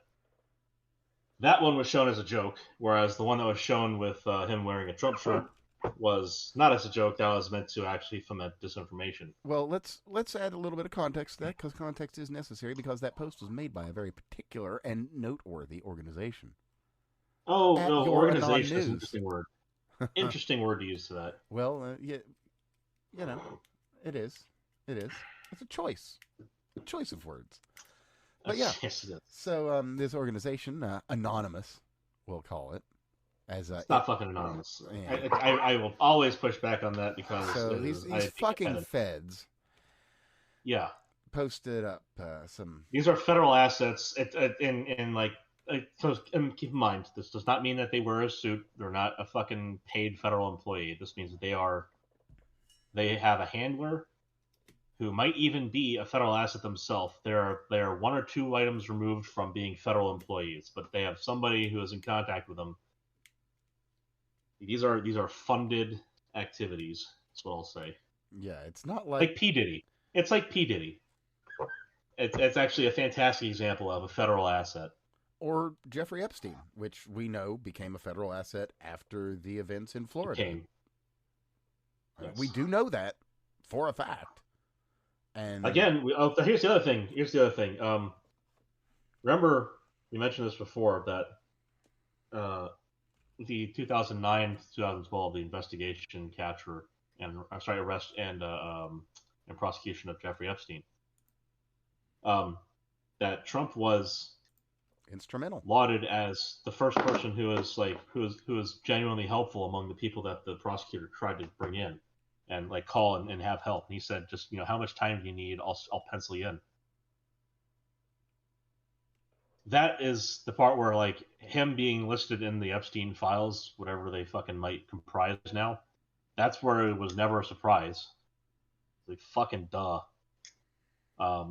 Kicked him out of his own place for going after his girls, the bar girls, and poaching talent, as it were, and then being instrumental in his arrest.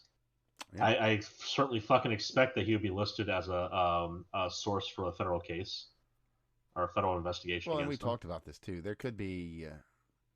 He doesn't have any excuse to be acting the way he's acting, but. No, he doesn't. But whatever. It is what it is. I think it's I still think he's probably trying to hold this shit as a midterm thing to blow up the Democrats and getting them to froth at the mouth now over him not sending out the list or real details of the files. Like, come on. If that's the strategy, the strategist is a dipshit. Mm. Well, It's not like it's not like it can't work. It's just that it's really stupid. Oh, we've seen a lot of really stupid people lately. But on that note, from the @4CharlieKirk1 account, of course the one that's running the Charlie's Murderers website, I've got a little tweet from them from earlier today, and well, that's just as of today. It's not even Monday yet, and I tell you, Monday is going to be a day of screaming. Great phone calls made on Monday morning. Dude, like, hey, don't worry about coming in today, or tomorrow, or the rest of the week, or ever. Yeah, don't sweat it. Anyway, you see, it's not just the jobs they're losing right now. Somebody brought up Tet on Twitter. Excellent person to chat with. He brought up it's not just the jobs they're losing. These people are going to be asked at their next interview. What about that previous job? Why'd you? So I see here that you left your last job just recently. What happened there? How'd that go? No, it's not even that. It's so I just got off the phone with your previous employer. Yeah, there's that. Well, actually, no, I don't even think it'll be that. I think a lot of it's going to be. We've made the decision to not really continue with this process. We wish you all the best of luck. If I was in HR, I would bring this person in because, one, it would get me out of having to do real work in HR because, let's be honest, HR work sucks. And there's a certain type of people that do it. But two, because it would be highly entertaining. Bring them in and say, so, interesting candidate. I have a few things I'd like to read back to you, and then I also had I had an engaging phone call with your previous employer as well as your references. And just like see it slowly dawn on them that you're not getting the fucking job, and yes, you did come out here for nothing. I think it would be a fantastic time just to watch that slowly go down. That wouldn't really be a big change from basically every single HR manager. It's just true. It's just that I'm not ontologically evil, and they are all Dogbert. Yes. Yeah. Instead of them being evil, it's actually them being kind of snippy. Yeah.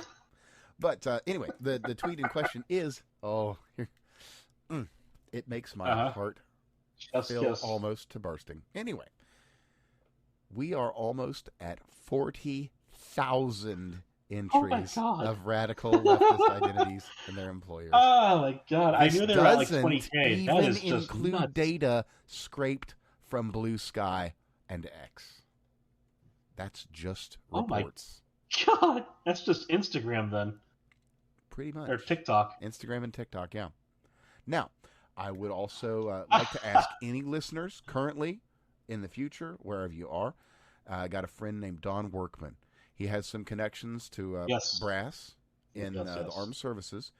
If you happen to see any service members that are acting completely outside of their military code, you can contact him directly at Hilo Procurement. And just CC him the tweets as you see them, or what have you, and he will make sure that the right eyes see them. Yeah. So I'd also say like older millennial is another one to ping. That I'd have to talk. So there's let's see. I got a few people that are still in. That maybe I know my one buddy Matt. I can probably bug him. And he'd have someone to talk to, someone to send stuff to. Yeah, ping anybody. I mean, I'll be honest. I don't know how far I'd get, but I could try. But like, ping people like Older Millennial, Hilo Procurement. Mandatory Fun Day. He's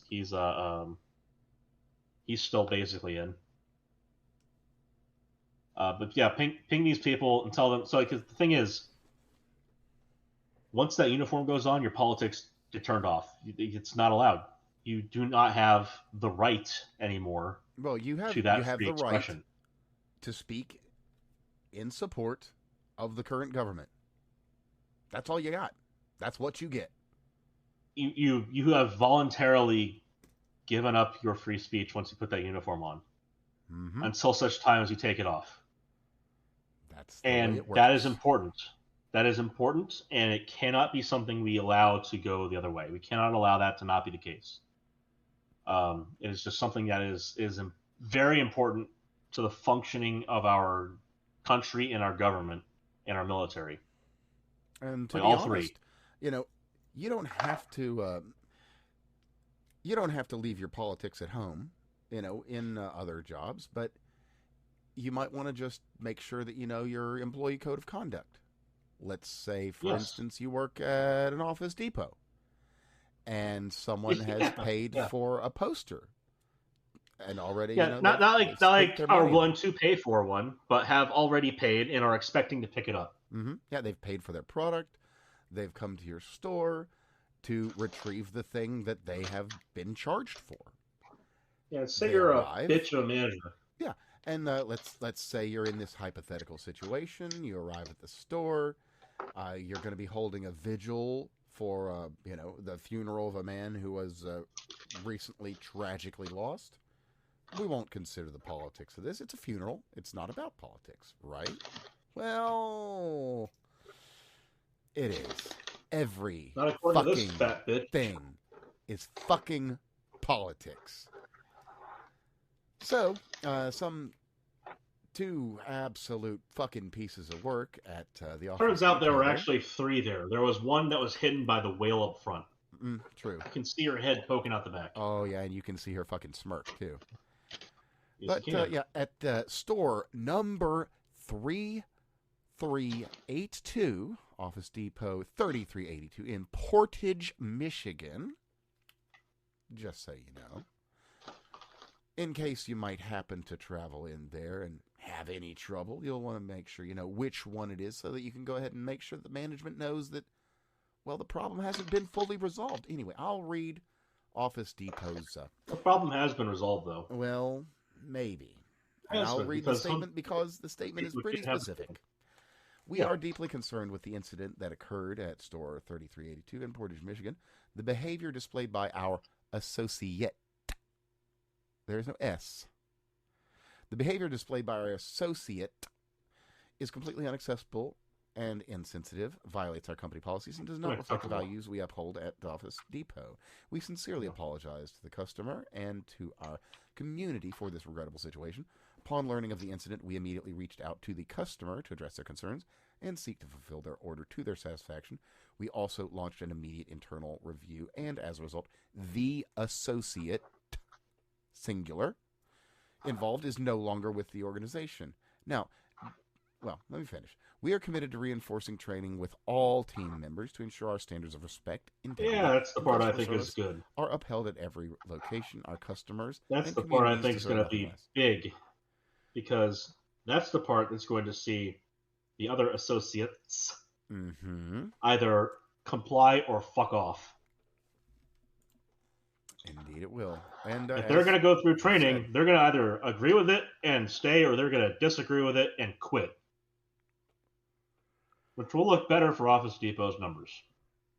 So I'm not saying that they're not doing that out of self-interest, but they're either going to stay and do their fucking job, or they're going to quit.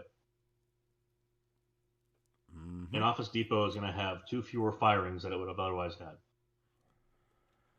And if they're smart, they will keep their heads down as low as they can get them. As abso-fucking-lutely low as they can keep of their profile. That's if they're smart, and we've already seen that they're not. But if they pull a fucking Hail Mary on this shit, and somehow manage to not fuck things up further for themselves, and stay their heads laid way low, about a year, maybe 2, they might be able to move on in life and be forgotten. But that's the only way you're going to fucking do it. Now, on a related note of people laying down low and being forgotten, there is something of incredible importance. Everybody listening to this, you're smart people. I really don't need to tell you this, but you probably know some folks that are very upset. And they do need to know this. There is a man by the name of Tyler. Tyler Robinson. It is not him. It is a different Tyler Robinson. This poor fucking guy is having his life turned upside down. So I'll include a link there so that you'll know which one. Please share with anyone that you think might need this information, because it's bad enough. We don't need more innocent people hurt in this bullshit. So, with that, we are getting a little long in the tooth. I know you like to get out of here in the about the time we're hitting here. So, why don't we kind of pull it back in a little, cheer the mood, settle things down, and give you something good to walk away with instead of all of this anxiety. Well, got some good news for you. Our man Don Treasy made this announcement not but yesterday. Well, day before, excuse me. George Soros and his entire network will be investigated under RICO. Fuck you, George. Eat 1,000 uncircumcised cocks, George Soros. It couldn't have happened to a more deserving guy. What was that thing that he did? Oh, yeah, he turned in his own fucking people to the Nazis. Do you believe in Nazis? Well, then that's pretty bad, isn't it? What was the kind of shit he probably had written on his arm? What, got mittens? Because it's cold over there. Yeah, chilly. Yeah. Fucking cunt. So, as said, a little bit of good news. Now, is the whole fucking bullshit with Bolsonaro reasonable, good, or anything remotely approaching anything good? No, it's not. But the Undersecretary for Public Diplomacy had a statement just yesterday. Well, day before yesterday. Whatever. Yesterday, 4 of the 5 justices on Brazil's Supreme Court voted to sentence former President Jair Bolsonaro to 27 years in prison. This ruling marks a fateful new milestone in sanctioned human rights abuser Justice Moraes' censorship and persecution complex, targeting... I don't know if you get the whole fucking thing here. I think targeting not only Jair Bolsonaro, but lots of people. Yeah, targeting Bolsonaro and his supporters to take this dark development with the utmost seriousness. And as soon as they stole the election way back when, we should have been looking into this. But whatever. It's not too little too late. Fair to say. I'd like it to have happened sooner. We're not Brazilian citizens. Indeed not. Fair to say we're citizens of the greatest country on the planet, the United States of America. True that. And so, while our advice should be looked upon, well, with the grain of salt that it kind of should come with, because free speech does involve a lot of idiots saying things, so fair. The fact that we have the ability to speak freely here should mean that when we come up with a louder voice that says, "Hey, Bolsonaro shouldn't have been arrested and sentenced to 27 years in prison," maybe this judge that did it, maybe he's a problem. Yeah. That living there would probably be good enough, but perhaps hearing it from a country that's, oddly enough, in its own dysfunctional way, far more functional than Brazil, as a global hegemon, perhaps there's something to be heard from us. Perhaps. But again, we are a tiny podcast that does a lot of shit talking, so. Yeah, that we do. But, that hasn't made. We bring receipts. And that's not something a lot of folks can say. And I'm genuinely proud of that fact. But anywho. Speaking of trainees named Lucas John Roberts, fuck that guy. Indeed. Internet eunuchs, go away. Shoo. Piss off. Should be a sign-off for each and every episode, but I'm feeling generous. And Um, ooh, ooh, ooh, ooh. I will share, and this actually came from a rando, Uh-huh. just a little account. 67 followers, following 38 people. Got retweeted by, Uh-huh. I would say, a close associate, Low Ping. Oh, no. Hey, look, when it's not gay Good porn people. and Bowser, it's Right? good stuff. Half the time it's gay porn and Bowser. He is a homosexual Jim bro, so there is that. Yeah. So, Loping is an interesting gentleman. yes. Yes. Yes, he is. He's one of the good gays, Like they're decent gay guys out there. So, Yeah. he's one of the good ones. Anyway. He's a good one. Yes. Okay. Anyway. So this Richard Brass fella replied to, Loping said, this assassination itself doesn't really affect me. Yada, yada, yada. It's just the reactions highlight how terrible everything is. In short. But reading this reply, it's poetic. And that's setting aside all the other bullshit this group has pulled or endorsed. One guy might have sang the solo, but everyone else joined in on the chorus. That's c'est magnifique. Perfect. That is exactly what happened. Only one man pulled the trigger, but boy, did we hear a lot of people cheer. Boy, did we. And that's something to remember. Something really important to remember. Update from Jimbo Medicare, the man himself. Sure. LMFAO, his family, told the Troon he was possessed by a demon. Yes. How right they were. Yep. And not only that, his just to sell him out right after. Boy, yeah. The loyalty. The camaraderie. It's so perfect. So perfect. Like, could you ask for a better story than that? I don't think you could. It's so it's poetic. Another thing to mention is there are vigils happening this weekend. Mm-hmm. For Charlie Kirk, and it is heartening to see that. It doesn't matter what your faith is. The fact is that people are out there trying to celebrate his legacy and make sure that the positivity is not forgotten.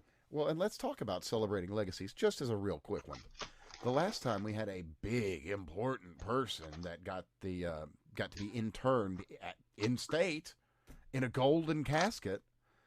Yeah. It wasn't quite as upstanding an individual as Mr. Kirk. Yeah. So there's actually that thing to bring up is he might be able to, or his family might be able to see him permitted to be what the hell is the word for it? Basically, his casket might make it to the Capitol building for viewing. That's possible. That is possible. So he might be rested there for however long before burial, and that I think is reasonable. Yeah, that's fair. I mockingly have spoken with Bats and said, where's his golden casket and 7 funerals around the country? Nobody needs that. I want every governor to kneel at his casket. Right. And cry. That's a bare fucking minimum, you motherfuckers. But I think that this is something that should be up to the family. I think that like a private wake and funeral, you don't need to do the burial right after the funeral. Just by the way, it's a services thing. Like a showing in the Capitol is a great honor that would I think would be a reasonable thing. But beyond that, like you don't have to parade this man's body around as a puppet, like they did with Georgie Boy. No, and we also don't need to give him the Stalin treatment. But yeah, a little bit of respect goes a long way. Like a showing at the Capitol is a huge honor. and that's not something that it would be reasonable. Like if she said no, his wife said no, I would understand. Yeah, that's That fair. seems it is perfectly reasonable. Like just the offer itself is a high enough honor. You don't need to have the public spectacle of his body on display. Well, that's it. That's the best choice of Y- words. We don't need a spectacle. yeah, What we need is something respectable, so that what we have now learned, the millions of people whose lives he touched, yeah, they around the just fucking they world, by need the way. something so that they can seek some peace in There this. there are people talking about this and upset about this on every side of the planet. Yep. Like he is a global name. He's a You lot know, bigger agree with than a him or lot of folks disagree with him. realized. Agree with him or disagree with him. India, Australia, you know, that's the other side of the planet.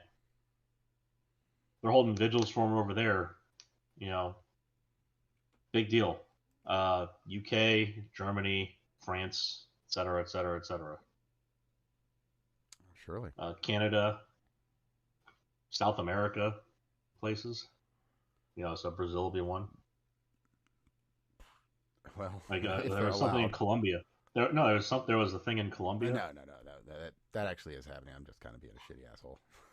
That's Well, true. I'm not actually because it's Brazil, but I'm trying to be a shitty asshole, but I can't because it's actually that bad there. But anyway, Right, but yeah, so this is a thing. You know, this is a global issue that was caused by this one shithead, Tyler Robinson, um, mm-hmm. who should be forced again to listen to this guy until he feels like taking up the tray utensils for his food and jamming them into his ears. His dying breath as he dies of old age should be subdued by the sound of Charlie's voice in his own ears. Well, I don't know. I think that's fitting. I It almost sounds like torture, but you know, it's not. I think that something must happen quickly, or the American people that I have dealt with too much already might feel pressured and will not I be think willing to put up with more. stripping the media and companies Oh, via well, some HR and things have to OSHA happen. Basically, it doesn't necessarily is have to be him put in front of firing squad or what no. have you, Like I said, but I think but that's some too slow concrete and actions must occur so that America knows that something is happening. Because I think people if need it to do isn't it. made clear, then people will make the assumption that nothing will be done. And when people feel that nothing will be done, they will do something. And we'll just leave it at that. True. And that's not what we Well, want. Genuinely. I think the immediate announcement, the immediate response by Trump, followed up by announcements of action, have given people hope on this one. Well, they have. Now, that said, we've already seen 2 agitators beat. And that never It's happened. true. That only happened when they started it and Proud Boys were present. Well, this time, all that fucker did was say some words. And he learned. He Well, learned that real one guy quick. showed up at a vigil Oh, yeah, and no. said, "Fuck It wasn't Charlie." just any old words that he said. He He said some showed up. mighty hurtful He shit. no, well, no, And so the guy came in on a scooter, on a bike, an electric bike. He came on one of those e-bikes and said, "Fuck Charlie Kirk." Got ripped off his bike and ate teeth and boots. And I was telling someone like they're lucky that these people, these blue collar people, weren't wearing the work shoes because steel mm-hmm. toed boots do a lot more fucking damage. Yeah, Um, he's real lucky he's and got all his he teeth. basically he got people that came up in the same crowd and said, "Hey, that's enough," and got this guy to the edge and to the cops, and he's still chirping as he's bloody and Yep. getting onto his bike. Yep. You know, and the cops basically came over and said, "All right, get the fuck out of here." Which good on them. And there's a term that I've seen bandied about on Twitter, X if you like it, and I like it, and I encourage it. And I won't go into any detail, but I will say that saying, always chimp. All Make of that what you will. right. But anyway, let's let's throw in a little bit more good news. And I've got I don't think you need to go Category 5 nah, we'll leave off of it there. someone coming in saying "fuck Charlie." Like, come on. Well, we'll leave it at that. If they martyr him to the point of sainthood off of little more than him speaking his mind, that will be a problem eventually. Mm-hmm. True. You don't deify and make idols of those who come to speak peace. Well, the thing about it is, the last time we saw a important social figure deified, it wasn't again an individual decidedly less deserving of reverence. So anyway. Okay, so we got more. Now I think that we should cover this briefly. Bass just popped it into the show ideas. I think we should cover this briefly and then save whatever comes further for tomorrow night. We might do a double header. Yeah, well, maybe not. We'll probably need to just so we can have a cutoff point for the night and. Don't expect another one for the week because there's more that's going to be coming out. And we're probably going to have a whole another fucking 3-hour show next week. That's true. But yes, okay. From Grums, Mark Kern, Read This If You're Gay is a Steam group, which is, by the way, one of the inscriptions that was apparently on one of the bullets. Anyway. If you read this, you're gay is what I think it said, but. No, Read This If You're Gay is the name of the group. Right, I'm saying that the inscription, I believe, was... Well, we're splitting hairs. Anyway, the group announced this being, and I will make a note, 10th of September, 11:24 p.m. So was this is after things have happened earlier in the day, and things are starting to get complicated. So the announcement they made was, be careful over shit you say online. End-to-end encryption messaging platforms like Signal exist for a reason, or just use PGP. And yes, this is directly referencing a very specific thing that happened. Thank you, Cherry Sylvian. Sorry, Sylvian. Mm-hmm. So, yeah. That is very useful now that we know the account that posted that. Indeed. Good to know. Very good to know. Helpful. Read if gay _ Okay. Well, I mean, not for me to be the one who has to do the effort for them. I believe the FBI has more than enough money to be able to see simple shit like this, especially now that it's been announced by a large account like Mark Kern. Mm-hmm. Sure enough. Yeah. So here's the thing: is encryption helps you between devices. It does. It does not help you on the device. Along the chain, is there's man-in-the-middle attacks, sure, but I don't think there's going to be a minimum on this. I think it's going to be more like, do you want to leave the FBI now and give the password to the phone, or do you want to be charged with yet another accessory or conspiracy crime and not go home tonight? And the thing about that's the kind of shit. There's not a password that's unbreakable anymore. So, well, it's the thing is it is difficult to break passwords on these devices. Can be, yes, but it's not easy to. It's not difficult to break. It's not difficult to break the person who remembers the password. That's true. That's and true. It's also if it's the thing is. Oh, that's the thing is it's not even it's just you. It's we can go and interview your friends and family and find out what they know about you and see if we can figure out the password that way. But everyone who you care about might end up under hardship. It is admittedly very much mob tactics that they are able to employ. But some people are going to be unwilling to help out with a fucking murder case when they are directly connected to it. Yeah, that's sadly unfortunate for them. Sadly, the case. There's a part where there are parts of this where okay, if not for but for the grace of God, go I, that kind of shit. The reason why you defend the rights of people who you find execrable is because one day you could be in their shoes and a totally different administration could be in power, and it could be you with your ass under the microscope. Now, just to clarify, there's a lot of folks who will pull that out from the other side and say, well, why aren't you doing the thing? Yeah, Well, well, and because that's the you part where built I this say world in which we live, and we're only that's the playing part. by the rules that you wrote. That's the part where I bring out the meme. Was it so you want your opponent, so you want to win and you want your opponents to lose? Hypocritical much? It's like, yeah, you know what? Fuck yourself. Indeed. Or is it? Indeed. Hold on a second. You want to win, but you want your enemies to lose? Isn't that a bit hypocritical? It's like, alrighty. I'll toss this in the staff chat.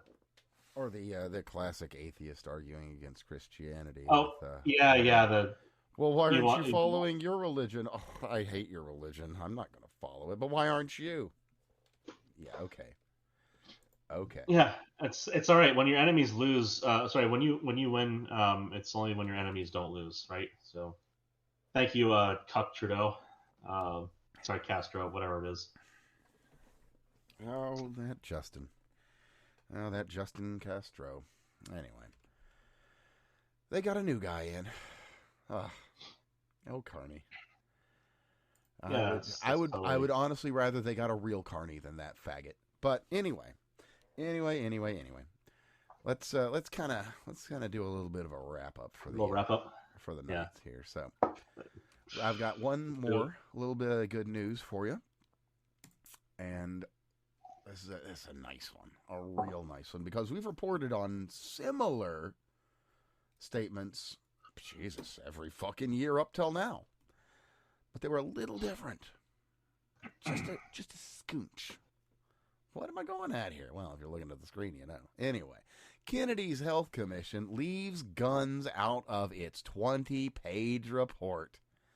And I'll tell you what, there's quite a number of outlets that are inconsolable that the Department of Health and Human Resources wouldn't talk about the number one killer of children in America. Well, that's because that would be stupid. And guns have nothing to do with medicine or food. And have everything to do with broken fucking people. We're not getting rid of our fucking rights because you idiots act like pieces of shit always. Fuck you. And I'm glad that, that's kind of a thing now. But yeah, they are incredibly upset that he would just dig into actual, actionable things instead of saying, hey, we really, we need to think about getting rid of rights because some kid died. So, hey, finally, something reasonable. Didn't even touch on it. Did not even touch on it. LA Times, the Kennedy Commission child health report ignores gun violence, the leading cause of child death. Shut up. Absent from the document was any mention of guns, the leading cause of death for people under the age of 18. Firearms have not been the leading cause of death for children at 1-8-17 to 2022. Well, maybe you should stop normalizing. Dude, you're waxing into Adam Sandler. I am. It has been an upsetting week. So I am going to be smarmy and snarky as I choose. Sorry, just like you fell right into an Adam Sandler. It was really funny. I could do worse, but anyway, you could. We've got that, and so yeah, we've got a CDC that seems to actually be trying to do its job. We've got an FDA that seems to be trying to do its job. We've got OSHA. Well, they've got a big job to do. Don't forget to make your calls on Monday morning. You don't want to feel unsafe.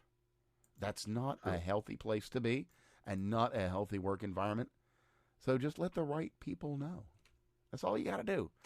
And with that, we'll close out the show. Well, we will close out the show with this. So with that, I'm Evan at That Fake Guy Dan. That's my man there. You can find him at You can find Steve at Batman720. You can find Craig at CraigBob99. Steve was not able to join. I was really hoping he'd be able to join us. This is why I was saying maybe a doubleheader. We'll see. It's possible, not super likely. Who knows, though? Who knows? But anyway, you can find me at The Fake Guy Dan. You can find Craig at CraigBob99. Everyone, it has been an absolute pleasure. And with that, I will close with the words of Charlie Kirk. And I'll be honest with you, I've lived a life. And nothing about this, or even Iryna, none of these has really fucked me up, because I've seen awful things and I've been party to things that I'm not going to talk about. But Charlie made this tweet in February 26, 2013. And it's honestly kind of fucking me up right now, even reading it. But, you know, this is how we sign off tonight. Mm-hmm. Bless you, Charlie. Good men must die, but death can't kill their names. Thanks, everybody. Take that with you. Godspeed.